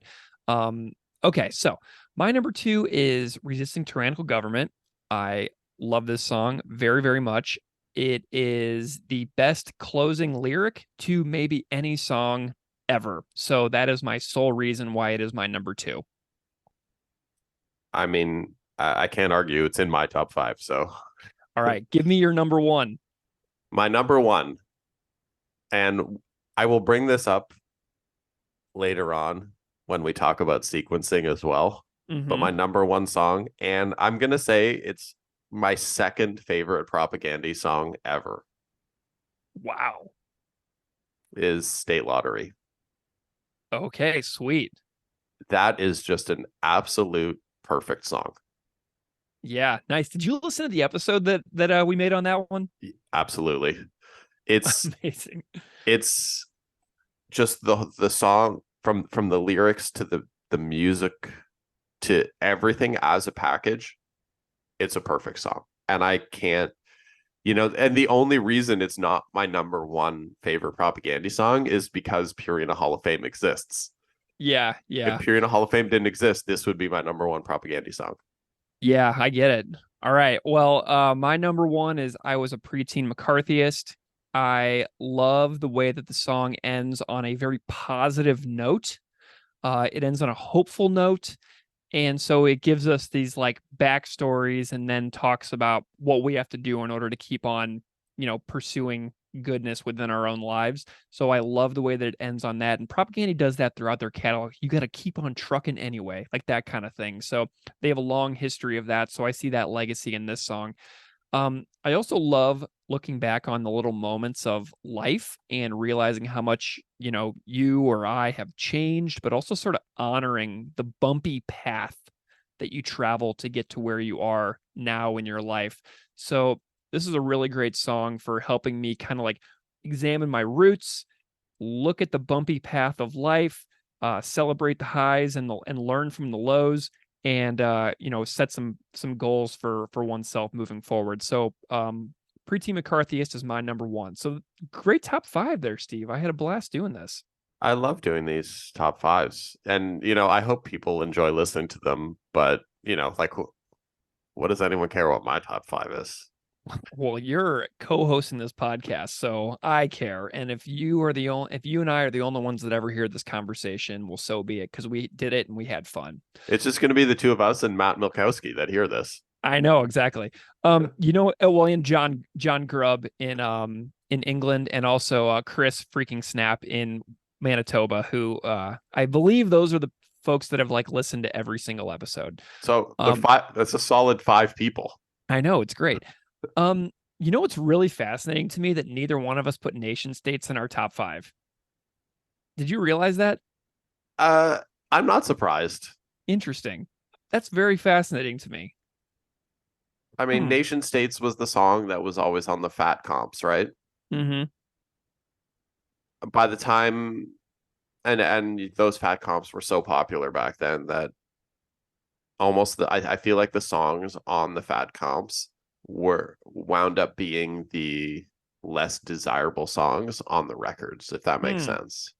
Yeah, I don't think that Nation States is less desirable per se, but whenever I was making my list, I felt like these other ones just had a lot more to say to me throughout my entire lifespan. You know what I mean? They were a little more personal. They were Oh, a for little sure. more touched my heart a little bit. Like obviously Nation States is an undeniable classic, but man, when you think about stuff like Less Talk More Rock or, Pre-Teen McCarthyist, those things really touched my heart a little bit more than There's Nation States. So there's that's kind of, there's quality songs on the record. Like it's got a lot of really quality songs. And just going yeah. back to what I said, like those fat comps, I'm like, you think of a song like Mother Superior, great Mhm. song, but Yeah. like when I'm tossing on that record, like I'm like, oh, or this is another one. So off of I believe it was the third fat comp, Strung Out's version of Ultimate Devotion on Oh, that yeah. third fat comp was amazing. However, the version on the record was different, and I liked the original version more than the record version. So, there's these things with I have this thing with the fat comps where I actually I just don't like the songs that were on the comp as much as I do on the rest of the record. Yeah, man, I was on the Strung Out Facebook group recently, and someone tagged me and they're like, who's going to do a Strung Out podcast like Greg does for Propagandy? And they tagged me, and I was like so thrilled by getting tagged for that, because I thought that Strung Out would be an excellent candidate for a band with an amazing discography and catalog to get the sort of song by song treatment. So I just wanted to give a little shout to those friends over there, and I hope that somebody is crazy enough to talk about Strung Out's immense discography on a song by song basis, because I would actually listen to that podcast in the future. So should we go back and talk about the song that we are here to discuss? The environmental investment and the tens of millions of dollars spent on community programs would all be lost. Again, it's the people of developing nations that you will vote. It's easy enough to sit in your comfortable homes in the West, calling for sanctions and boycotts against a developing country, but you have to be sure that a public disservice announcement from Shell. To be honest, I forgot that's what we were doing. We've been recording this one for so long. I know. Well, we're eventually doing it here. So here it comes, everybody. We did a nice little breakdown of it with Ramsey Kanaan in the interview. So, and we talked a little bit about Matt Milkowski's interpretation of this song based on his intro that he wrote for his cover. There's so much more here, Steve. It's terrifying. The song or interlude, essentially, is an adapted excerpt from an article that was published in the Winnipeg Free Press on November 21st, 1995. The article was called Clear Thinking in Troubled Times, and it essentially is a statement written by Shell in the aftermath of the murder of an activist named Ken Saro-Wiwa in Ogoniland in Nigeria, in the Niger Delta. So, who is Ken Saro-Wiwa? He was alive from 1941 to 1995 when he was killed. He was a Nigerian writer, television producer, and environmental activist. Ken Saro-Wiwa was an Ogoni member, an ethnic minority in Nigeria whose homeland is called Ogoniland in the Niger Delta. That region has been targeted for massive crude oil extraction since the 1950s, and the environmental damage and devastation of the landscape is immense. There are so many documentaries about the decades of oil extraction and the environmental catastrophes that have happened in Ogoniland. So you should definitely find those out there, listeners, if you haven't. Ken was a spokesperson and then president for an organization called Movement for the Survival of the Ogoni People. And he led a nonviolent campaign against environmental destruction of his land and water in Ogoniland by the multinational petroleum industry, most notably Royal Dutch Shell. And he criticized the Nigerian government for reluctance to enforce environmental regulation on the foreign petroleum industry that was operating in the area.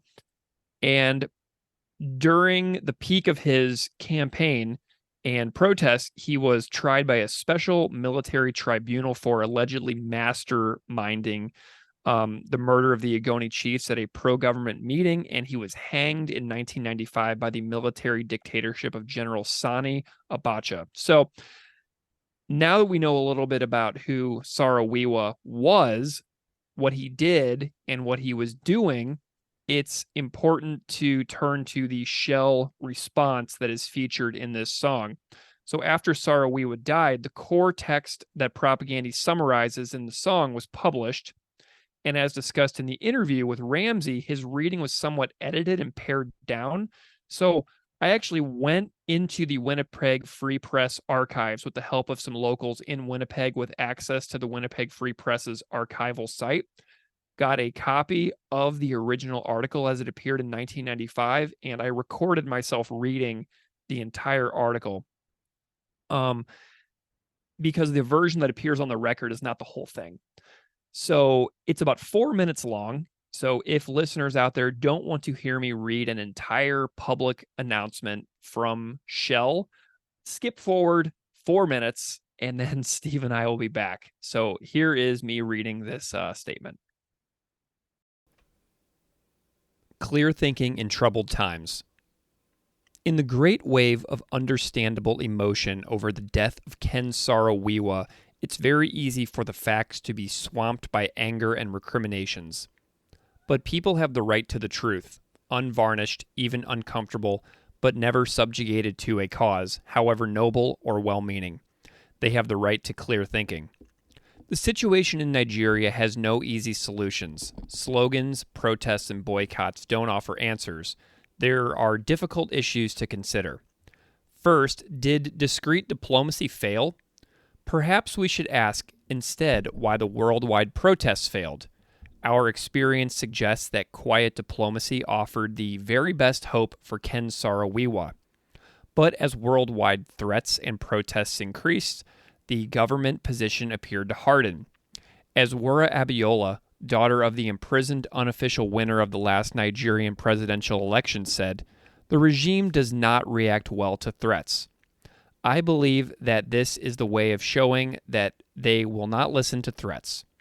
Did the protesters understand the risk they were taking? Did the campaign become more important than the cause? There have also been charges of environmental devastation, but the facts of the situation have often been distorted or ignored. The public, who rightly care deeply about these issues, have too often been manipulated and misled. There are certainly environmental problems in the area, but as the World Bank survey has confirmed, in addition to the oil industry, population growth, deforestation, soil erosion, and overfarming are also major environmental problems there. In fact, Shell and its partners are spending US $100 million this year alone on environment-related projects and US $20 million on roads, health clinics, schools, scholarships, water schemes, and agricultural support projects to help the people of the region. And recognizing the solutions need to be based on facts, they are sponsoring a US $4.5 million independent environmental survey of the Niger Delta. But another problem is sabotage. In the Ogoni area, where Shell has not operated since January 1993, over 60% of oil spills were caused by sabotage, usually linked to claims for compensation, and when contractors have tried to deal with these problems, they have been forcibly denied access. It has also been suggested that Shell should pull out of Nigeria's liquefied natural gas project. But if we do so now, the project will collapse, maybe forever. So let's be clear about who gets hurt if the project is canceled. A cancellation would certainly hurt the thousands of Nigerians who will be working on the project and the tens of thousands more benefiting in the local economy. The environment, too, would suffer, with the plant expected to cut greatly the need for gas flaring in the oil industry. The plant will take 4 years to build. Revenues won't start flowing until early next century. It's only the people and the Nigerian government of that time who will pay the price. And what would happen if Shell pulled out of Nigeria altogether? The oil would certainly continue flowing, the business would continue operating, the vast majority of employees would remain in place, But the sound and ethical business practices synonymous with Shell, the environmental investment, and the tens of millions of dollars spent on community programs would all be lost. Again, it's the people of Nigeria that you would hurt. It's easy enough to sit in our comfortable homes in the West calling for sanctions and boycotts against developing countries. But you have to be sure that knee-jerk reactions won't do more harm than good. Some campaigning groups say we should intervene in the political process in Nigeria, but even if we could, we must never do so. Politics is the business of governments and politicians. The world where companies use their economic influence to prop up or bring down governments would be a frightening and bleak one indeed. Okay, so we're back. That was me reading the 1995 original article that Propaganda adapted for the record.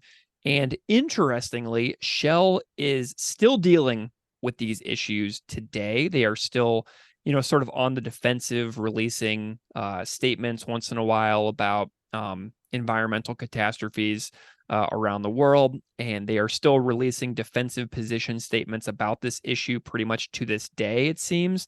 And I was digging around in the internet as I do for this podcast, and I found a 2010 video that Shell released talking about what the real problems are in Nigeria, including vandalism and theft of crude oil. So whenever called out for issues, Shell always has a statement. They always have a defensive position about why they're not really the problem. And if you go on YouTube and look up and search Shell film about illegal refining in the Niger Delta, you'll find the video that I'm talking about. So what I did is I pulled an instrumental version of this song that a listener of the podcast made, where they extracted the vocals out of the song. And so I pulled a couple of things that Shell has released as recently as like 10 years ago. And I did a little revised 2023 version of this song using the actual audio from Shell's video. So here's my little revised version of this song that I made. Think crude theft has been on the increase, and it is really very dangerous for the industry. It is terrible for the environment. A lot of our spills are occurring because of violence and vandalism. A lot are occurring because of crude oil theft. More than 70% of all oil spilled from the facilities of the Shell Petroleum Development Company in the Niger Delta over the last 5 years was from sabotage or leaks caused when thieves damaged pipelines and wellheads. In 2009, these two causes alone accounted for 98% of SPDC spills. Here, CNN showed young men risking their lives refining diesel from stolen crude. In August 2010, CNN reported the terrible environmental impact of oil theft and illegal oil refining.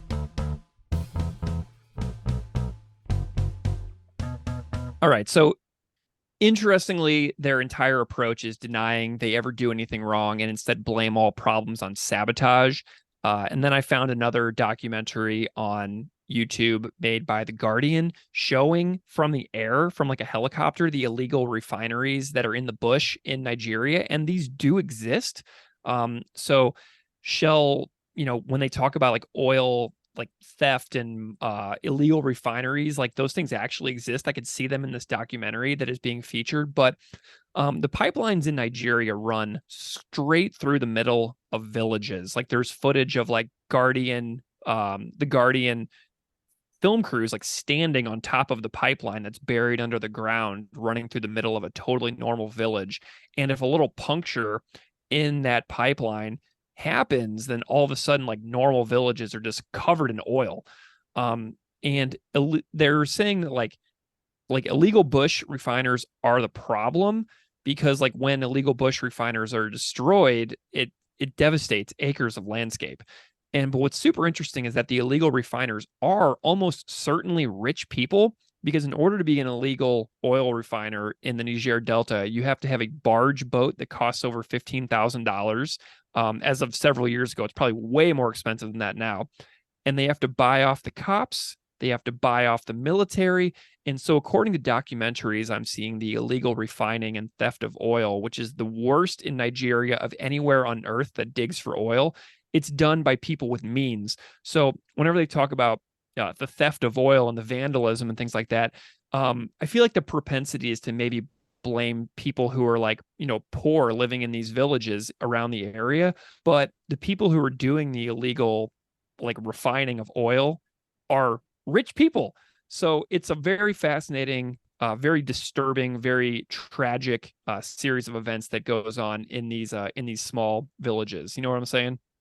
Well, I mean, I think it applies to everything, like large scale theft in quotations is always done by people with large resources.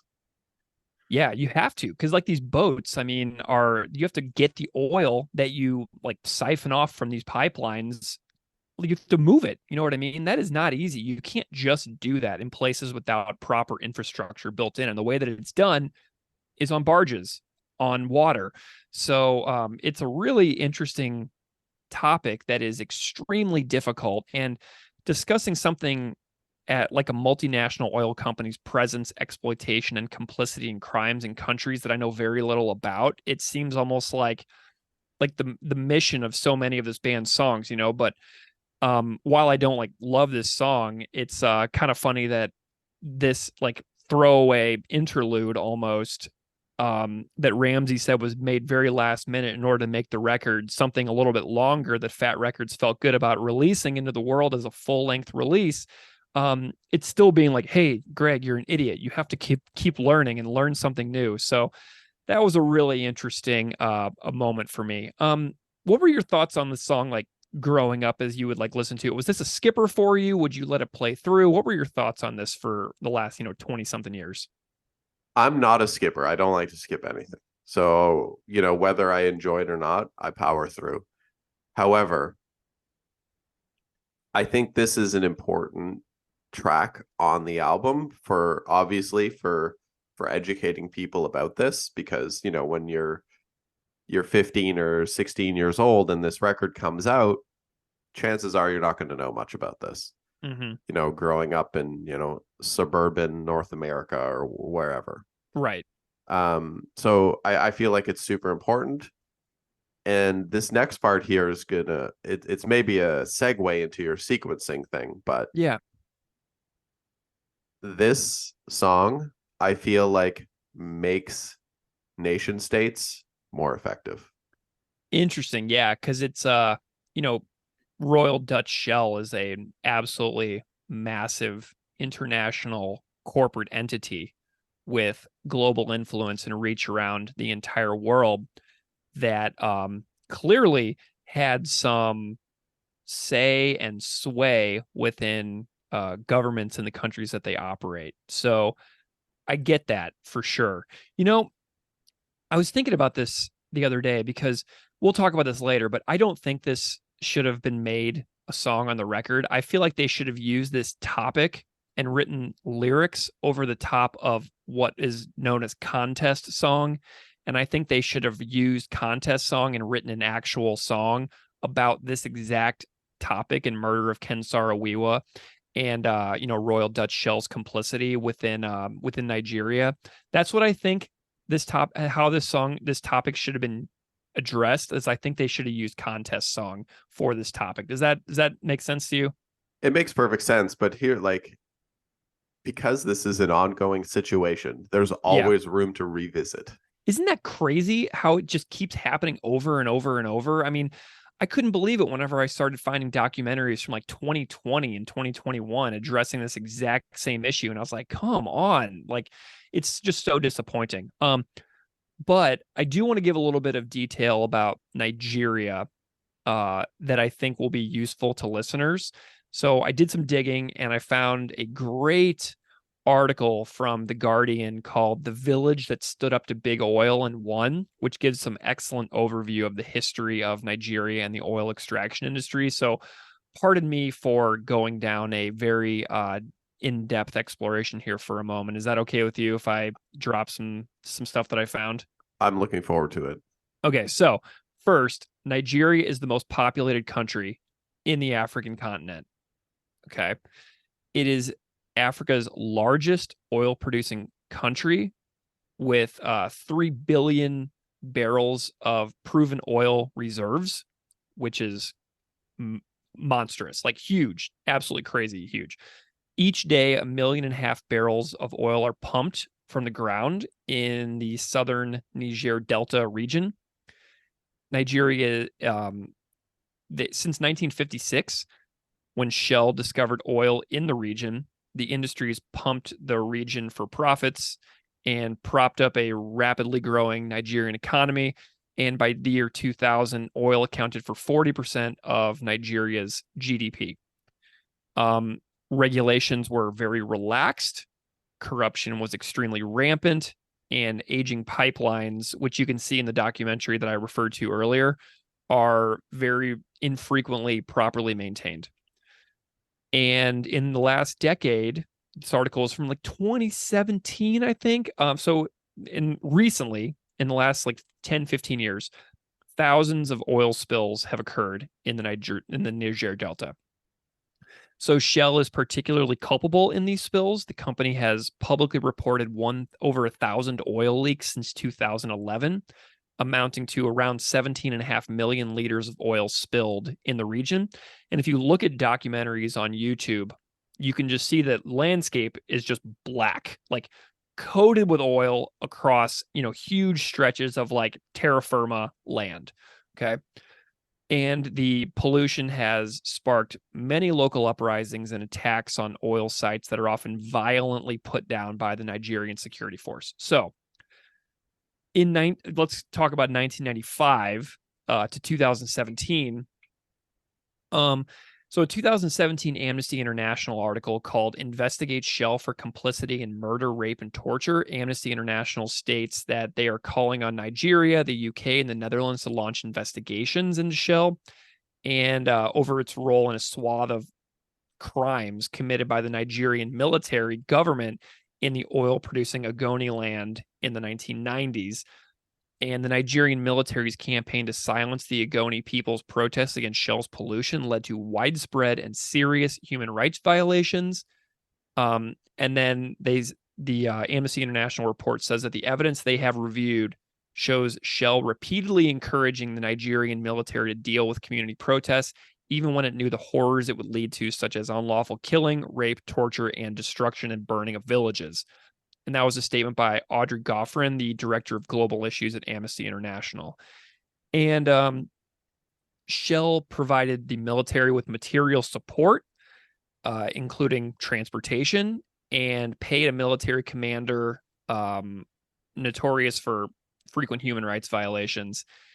And they say that Shell played a key role in the events in the Ogoni land in 1990s, which is grounds for criminal prosecution, and that the Nigerian government's campaign against the Ogoni people culminated in the execution of 9 Ogoni men, including Ken Saro-Wiwa that I introduced earlier.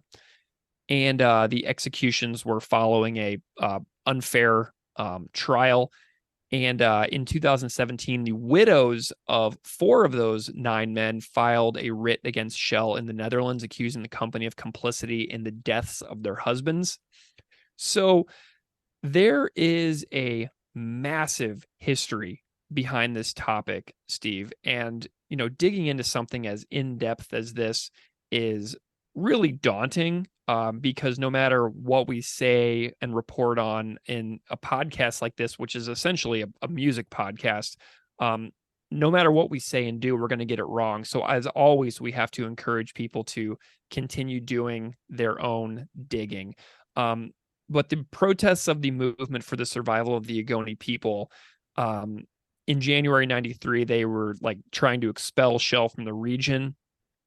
And, Shell publicly downplayed the environmental damage it causes, but internal documents reported by Amnesty International report that senior staff knew that MOSOP had a legitimate grievance, and they were highly concerned about the poor state and maintenance of the pipelines. And in 1990, Shell requested security protection from an elite paramilitary force called the Mobile Police. when peaceful protests were taking place in the region, and the mobile police attacked the village with guns and grenades and killed around 80 people and torched almost 600 houses, and then dumped a lot of the bodies in the river. So there is a long trail of destruction for these things, and obviously everybody should really do a lot of their own digging on this. But Ken Saro-Wiwa was a leader fighting for the safety and security and preservation of his home and the future livelihoods of all the people. And this is carried on in his family because to this day, Ken Saro-Wiwa Jr. is an advisor to the president in Nigeria, who is still working on this issue. So Amnesty International has called for investigations to be launched in Nigeria, where the crimes occurred, as well as in the UK and the Netherlands, where Shell is headquartered. But this is a very, very long and troubling history that listeners out there, I would encourage them to go and watch some of those documentaries that I was talking about, because they're super good. The amount of gaslighting that Shell does is unbelievable. Mm-hmm. Yeah. It's and like I said, man, I've been like watching these documentaries and finding these articles for days, and I'm skipping countless things just in the for the sake of time, for what we're doing here. But if anybody out there goes and digs into the history of this more, you're going to find an unreal amount of information. So definitely go and do that. So you have any other thoughts on any of those lyrics or the stories or anything that you found, or do you want to talk about the music or anything like that? I'm up for whatever. I'm just curious too, we've already established that there's literally 5 people listening to this right now, but on the off chance that there's more than 5 people listening to this. Yeah. What are the chances that you think that we have someone listening to this that's saying, you know what? I support Shell. I mean, Shell's actions fundamentally benefit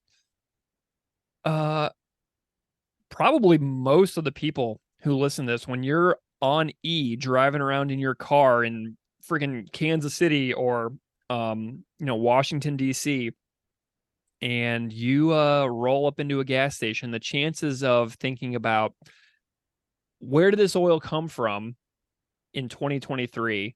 Did it come from a very devastated Niger Delta region? I doubt that question goes through the minds of many people who are listening to this podcast. So that is my hunch, is that it really we benefit from all of these things in the form of plentiful and available gasoline and oil and products made from petroleum in general. But we are the beneficiaries in this society of a lot of the at the expense of a lot of people around the world. In a world filled with awful people like the Shell people, we should all strive to be more like Matt Milkowski's dad. Yeah. And definitely go and learn about some of the events in Agoniland. There's so many good reporting documentaries out there that are all like reasonably length too, like 15 to 20 minute long stories showing to this day what the devastation of like the Bush refineries of like people with means stealing quote unquote stealing from the pipelines and then the oil spills that result, and then the villages that get destroyed, and how the people that always pay the biggest price are the people without the means to fight it. And so Ken Saro-Wiwa and what he was doing and what that organization does is trying to reverse that trend. So it's super important to learn about. It's not exactly fun to learn about, but I would definitely encourage people to do a little bit more. But you want to talk a little bit about the music of this tune? I would love to, because it has some of my favorite musical elements on the whole album. Okay, tell me about it. Let's just talk about the effective use of the chainsaw. Oh yeah, so good, right? Because that goes beyond the oil industry. It talks about the clear cutting of things like, huge old growth forests for the sake of paper products. You know what I'm saying? Like there's so much more to it. It's unbelievably effective. I remember, listening to this as 16, 17 years old, and just like I just felt like the chainsaw really resonated with me to kind of drive the point home even further. Yeah, I agree. The honking as well is interesting. I love the sound effects in the back of this. And then there's like gunshots and explosions. So we got the chainsaw, we got the honks, we got the gunshots, we got the bang and boom explosions. For the bass, we've got that clowny, goofy, like almost like circus like sound with the little, like almost like a little monkey with like the little cymbals clanging together. It kind of feels like that. And whenever I interviewed Sue Lin about Only Good Fascist, we talked kind of about the almost like the silliness of the music of that one. And so this song kind of speaks to that sort of tone of performance, just to kind of like draw you in with like some comedy before addressing something so much bigger than that. You know what I mean? So it's like a really effective use of like comedic style music to hammer home something important. It's a great juxtaposition of kind of feelings. Absolutely. So I think that this song, the history of this song is kind of interesting as well. I think this music was originally used to kill time during shows while Chris was tuning his guitar or something like that, because a notable way that I found this music being used was recorded during a notorious mid-1990s performance at Gilman Street, where John and George, during a very contentious and conflict-ridden set at Gilman, started playing this song, and Chris started singing "America Rules" over the top of it at an audience that was exceptionally confrontational. So I wanted to sample the "America Rules" audio here, because you can hear that this song and this music was around kind of like as a set filler, I almost think, during tuning. So here's what "America Rules" from the mid-1990s at Gilman Street sounds like. Talk about fucking homophobic, you're probably racist. Yeah, why don't you get the fuck out of here? Why are you here? Like, I wonder why half of you are here. But fuck you, you're what? Why? America rules? Is that why? Is that why? What?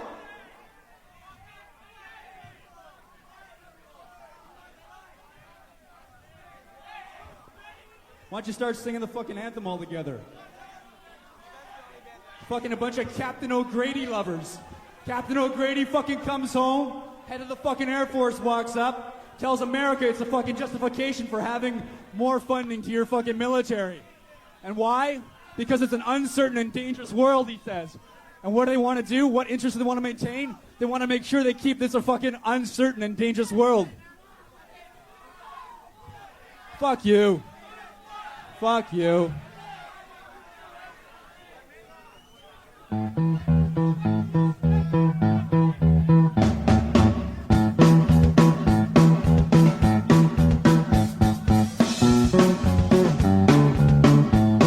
America rules.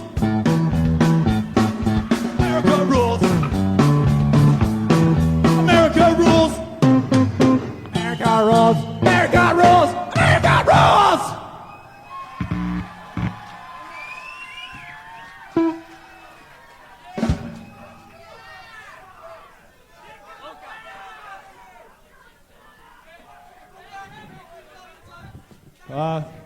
For all the pro-Americans, our van is the blue one outside.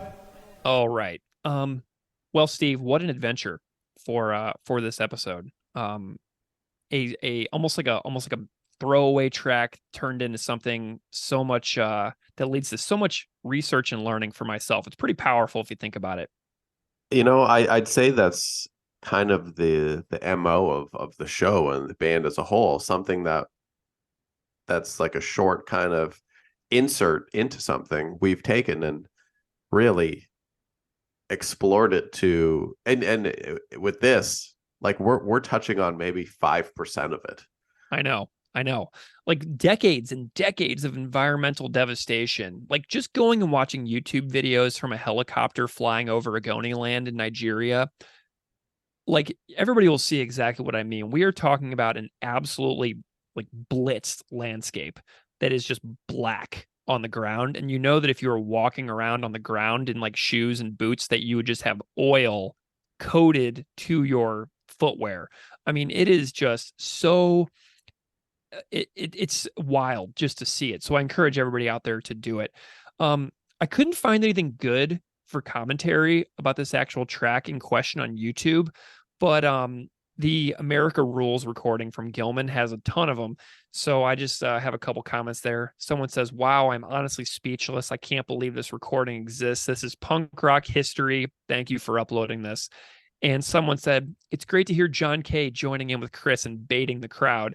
I didn't know he participated. Thanks very much for the upload of this priceless artifact." So, Steve, now we're going to get into something controversial here. Me personally, I would not have included this song on the record. I would have developed an actual song out of the music from Contest Song, re-recorded Contest Song, and put that on the record. And I honestly also would re-sequence the entire record if I was in charge of this album. So would you like to, push back against my desire to remove this song from the record entirely? Yes. So I would leave it on the record because, like I mentioned earlier, the kind of hokiness of the music in this song and the way this track ends elevates Nation States. When Nation States kicks in with that guitar part, yeah, it really elevates that song to another level and makes it far more effective. So that's why I think this song is important on the record, and I think why the sequence of those two songs together is very important. Yeah, I really can't argue with you a whole lot there. You haven't changed my mind. I still would love to hear a topic about Ken Saro-Wiwa's murder sung over the Contest Song musical performance. But your point is very well taken. I don't have a rebuttal per se. And just to say, like, I'm not against them doing a song about this, but I think for what it is, it's super important for the record. Like it acts as a good break between the first part and the last part that just elevates Nation States. Yeah, it's just so interesting to think about needing a break on a 25-minute record. But you're being presented with a lot of information in this record. Yeah. And not that this is a break, because this is obviously more information, but it just takes because of the way the music is, it just makes it feel like it's more lighthearted while delivering that. And I don't know, I just feel like without this song, Nation States doesn't hit.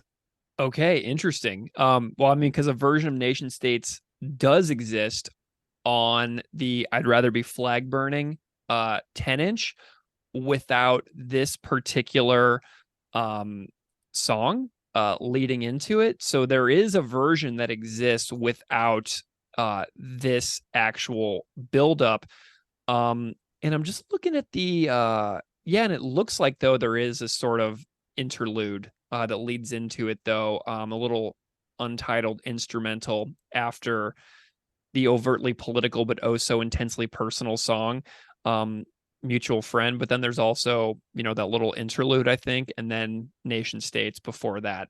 So that's kind of an interesting thing, that a couple of different versions of Nation States exist with a couple of different intros. So I can definitely see your point about building up to that one. Okay, cool, I like that. Would you resequence Nation Let's Talk More Rock as a whole record if you were in charge of everything? I know you feel very strongly about this. Very strongly. I'm obsessed with it. And here is where I'm going to tell you that you're 90% wrong. Oh, interesting. Okay. The only thing that I would resequence on this record is I would flip State Lottery and Refusing to Be a Man.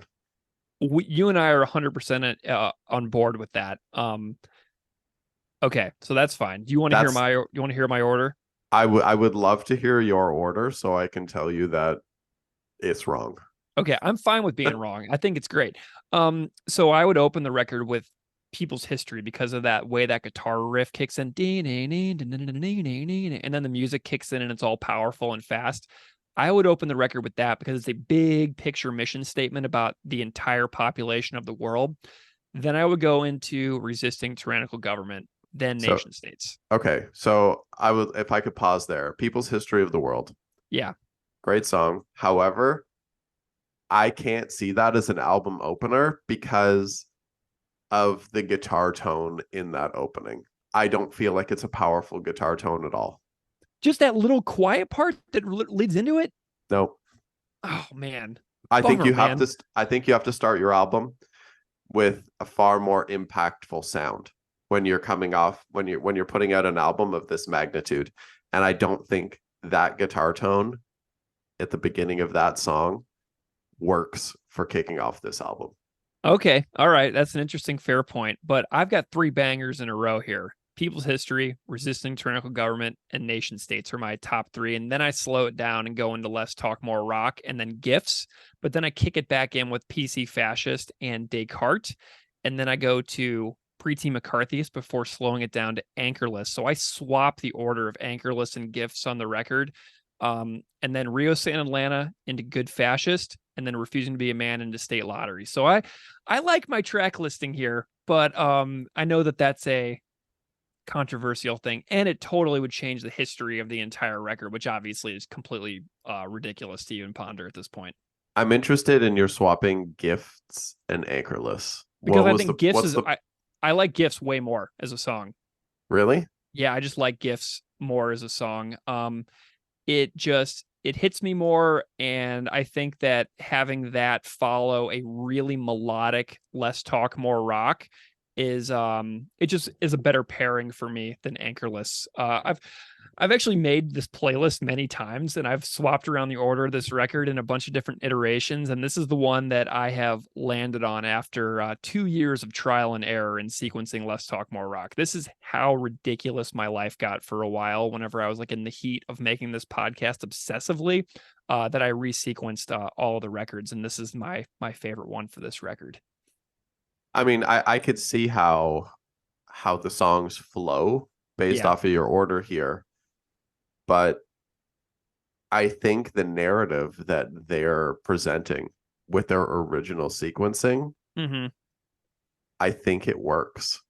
Okay, well, I'm gonna make you test my playlist here, because don't knock it till you rock it entirely. So I'm gonna force my playlist down your throat so that you actually experiment with this and that you can just kind of see what I was going for. And then just experience the flow of it, because I like it, but it's totally okay. I'll listen to it. I got the record on back here, so I'll just move the arm in accordance to your playlist. It'll take me an hour and a half to listen to it, but 25 minutes. What would you rate this song if you could rate it in our discography ranking system of our very flawed and imperfect and totally improvised and unscientific measurement system? I'm rating this at a 1.5. All right. Well, I'm going to give it a 1. So what a great episode, though. But I don't want, I rated a 1.5, but I still think it's important. Yeah, but what do you like less than this? If this is a 1.5, you have to have stuff that you like less. It's not about... Here's the thing, it's not about whether I like it or not. That's irrelevant. Okay, I can see this. It's about what this track brings to the album. Okay, so you're sure, it's not my favorite thing to listen to or whatever, but I feel like it brings a lot to the album, and its place in the album, I think, can't be replaced with another song. So I rated a 1.5 because I'm not tossing it on, and this is the first track I'm listening to. You know what? Like, public disservice announcement. I'm on a road trip. I'm putting this on a playlist. Like, no, that's not happening. But I understand that it's a super important track for the album. And like, so yeah, I rated it a 1.5 because that's, you know, I'm not listening to it, you know, outright. But in terms of the importance of the album, it probably ranks at like a 3.5 in terms of album importance.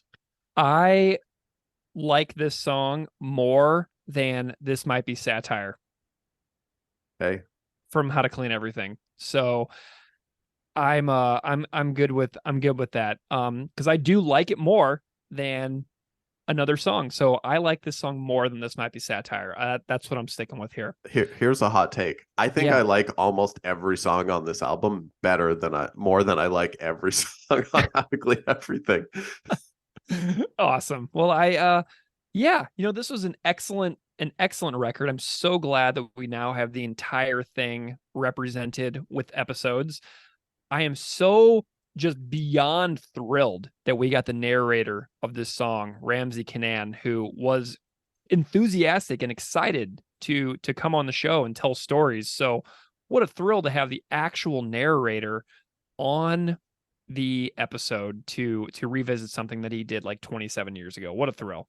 Honestly, like, I know you're not going to be happy about this, but like, oh God, huge shout out to you for just going above and beyond with this. Like, you're always able to get awesome guests, and the amount of work that you put in to this show is unbelievable. People don't even understand how much work Greg puts into this show, but Greg absolutely needs to be celebrated, and his work needs to be recognized, because this show has given a lot to a lot of people, and it's all because of Greg's hard work. Man, thank you so much. Well, and even though I ranked this song a 1, I spent weeks trying to get covers for this episode. I was like, who wants to do a cover for something that's not even a real song? And 2 people did it. And that's like insane to me that they're actually good covers too, which is another mind-blowing thing. But also the fact that, like, one of the things I've always kind of prided myself on for doing this show is, even if it's a song I don't love, woe is me from the I'd Rather Be Flag Burning 10-inch. You know what I mean? I don't love that song. I don't love This Might Be Satire, but like, I put my full effort, as much as I possibly could give in preparation for that, into those episodes. So even if I'm ranking a song a 1, I'm still trying to go as hard on that episode as I do on, you know, something like Potemkin City Limits. You know what I'm saying? No one goes harder in the corners than you. Rock on. Well, Steve, I'm looking forward to hanging out this Thursday at the Zambonis here in Buffalo, New York. Thank you to everybody out there for listening to this episode. If you've made it this far, you are a true Propagandy Pod champion. If you want to shoot us an email, you can at propagandipod@gmail.com, or you can find us on social media at propagandipod. And I think we joined Blue Sky. So if anybody's on Blue Sky, you can find Steve and I on Blue Sky now as well. But yeah, Steve, another great hang. We wrapped up a record. We ranked our top 5s, and we had a really great chat about an important topic. So thank you so much for the wonderful hang today. I really appreciate your time, man. This was awesome. I had a great time doing this episode. Hi there. My name is Chris Hanna. I'm from the band Propagandy, and I'm going to show you the technique required to play the solo from the beginning of the song Dear Coach's Corner, from the LP, CD, and cassette supporting cast. Now, this solo requires a commitment and a discipline to mechanics that is second to none. So I suggest that you start practicing your guitar, and then I'll show you the solo. The progression here is very complex. So first start with your right hand. You start the solo with your right hand, left hand around 6 to 8 inches near the fretboard, hovering above, say, the 1st to the 5th fret. And you go through it very methodically, and repetition is the key here. So let me just show you the solo in its entirety. Okay.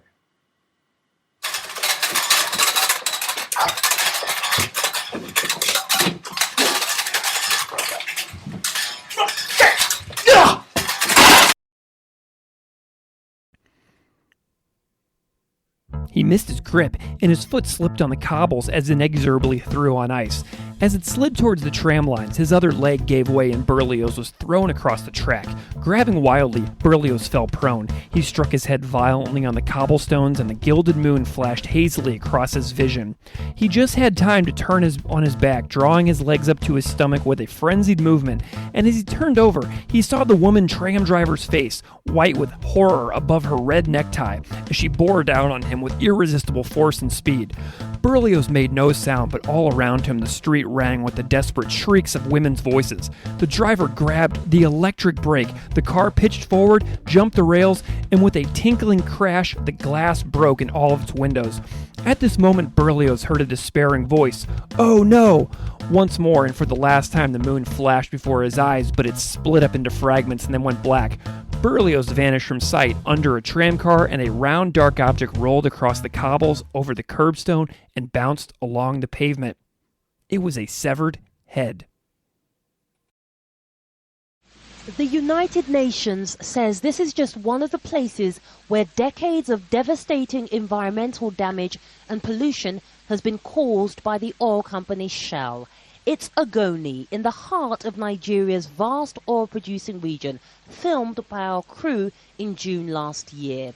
The UN report released last week says it will cost $1 billion and 30 years to clean up the mess. But local leaders say the report, which cost $10 million and 4 years to produce, is a waste of money, as it just repeats what they've been complaining about for 30 years. I feel this is quite outrageous. I think it is inhuman, and I am completely disappointed even by the reaction of the Nigerian government to say we are going to study the report and come out with something when they are saying people are dying by the day. I think what the least the Nigerian government ought to have done the next morning after the report is to revoke the license of Shell. But there's no chance of the Nigerian government revoking Shell's operating license because of the damage. More than 90% of the government's revenue comes from oil exports, giving oil companies like Shell tremendous political leverage. And local people say that even in light of the report, Shell, as it tries to clean up the mess, is still causing more damage and pollution to the area. Take a look at this man-made pool of crude oil. It's supposed to be part of the cleanup operation, but local people tell us it's having the opposite effect, because when it starts to rain, the pool rises and flows into the rivers and streams where many people get drinking water from. They also say Shell is covering much of the damaged area with sand, so they call it a cover-up, not a cleanup. The Nigerian government and Shell say they're working on a plan to try and reverse the devastating impact of oil production in this region. But many people feel the damage to the environment... Oh, thanks for having us. Yeah, thanks. Appreciate it. Yeah, and to you pro-American fuckers, thanks for your money. Fucking Malinsky. Anyways, everyone's sucking back cigarettes or drinking corporate beer that they haven't looked at what the ingredients are on. You're fucking contributing a lot to the fucking terror and endurance of animals. And I hope you feel a little guilty about it.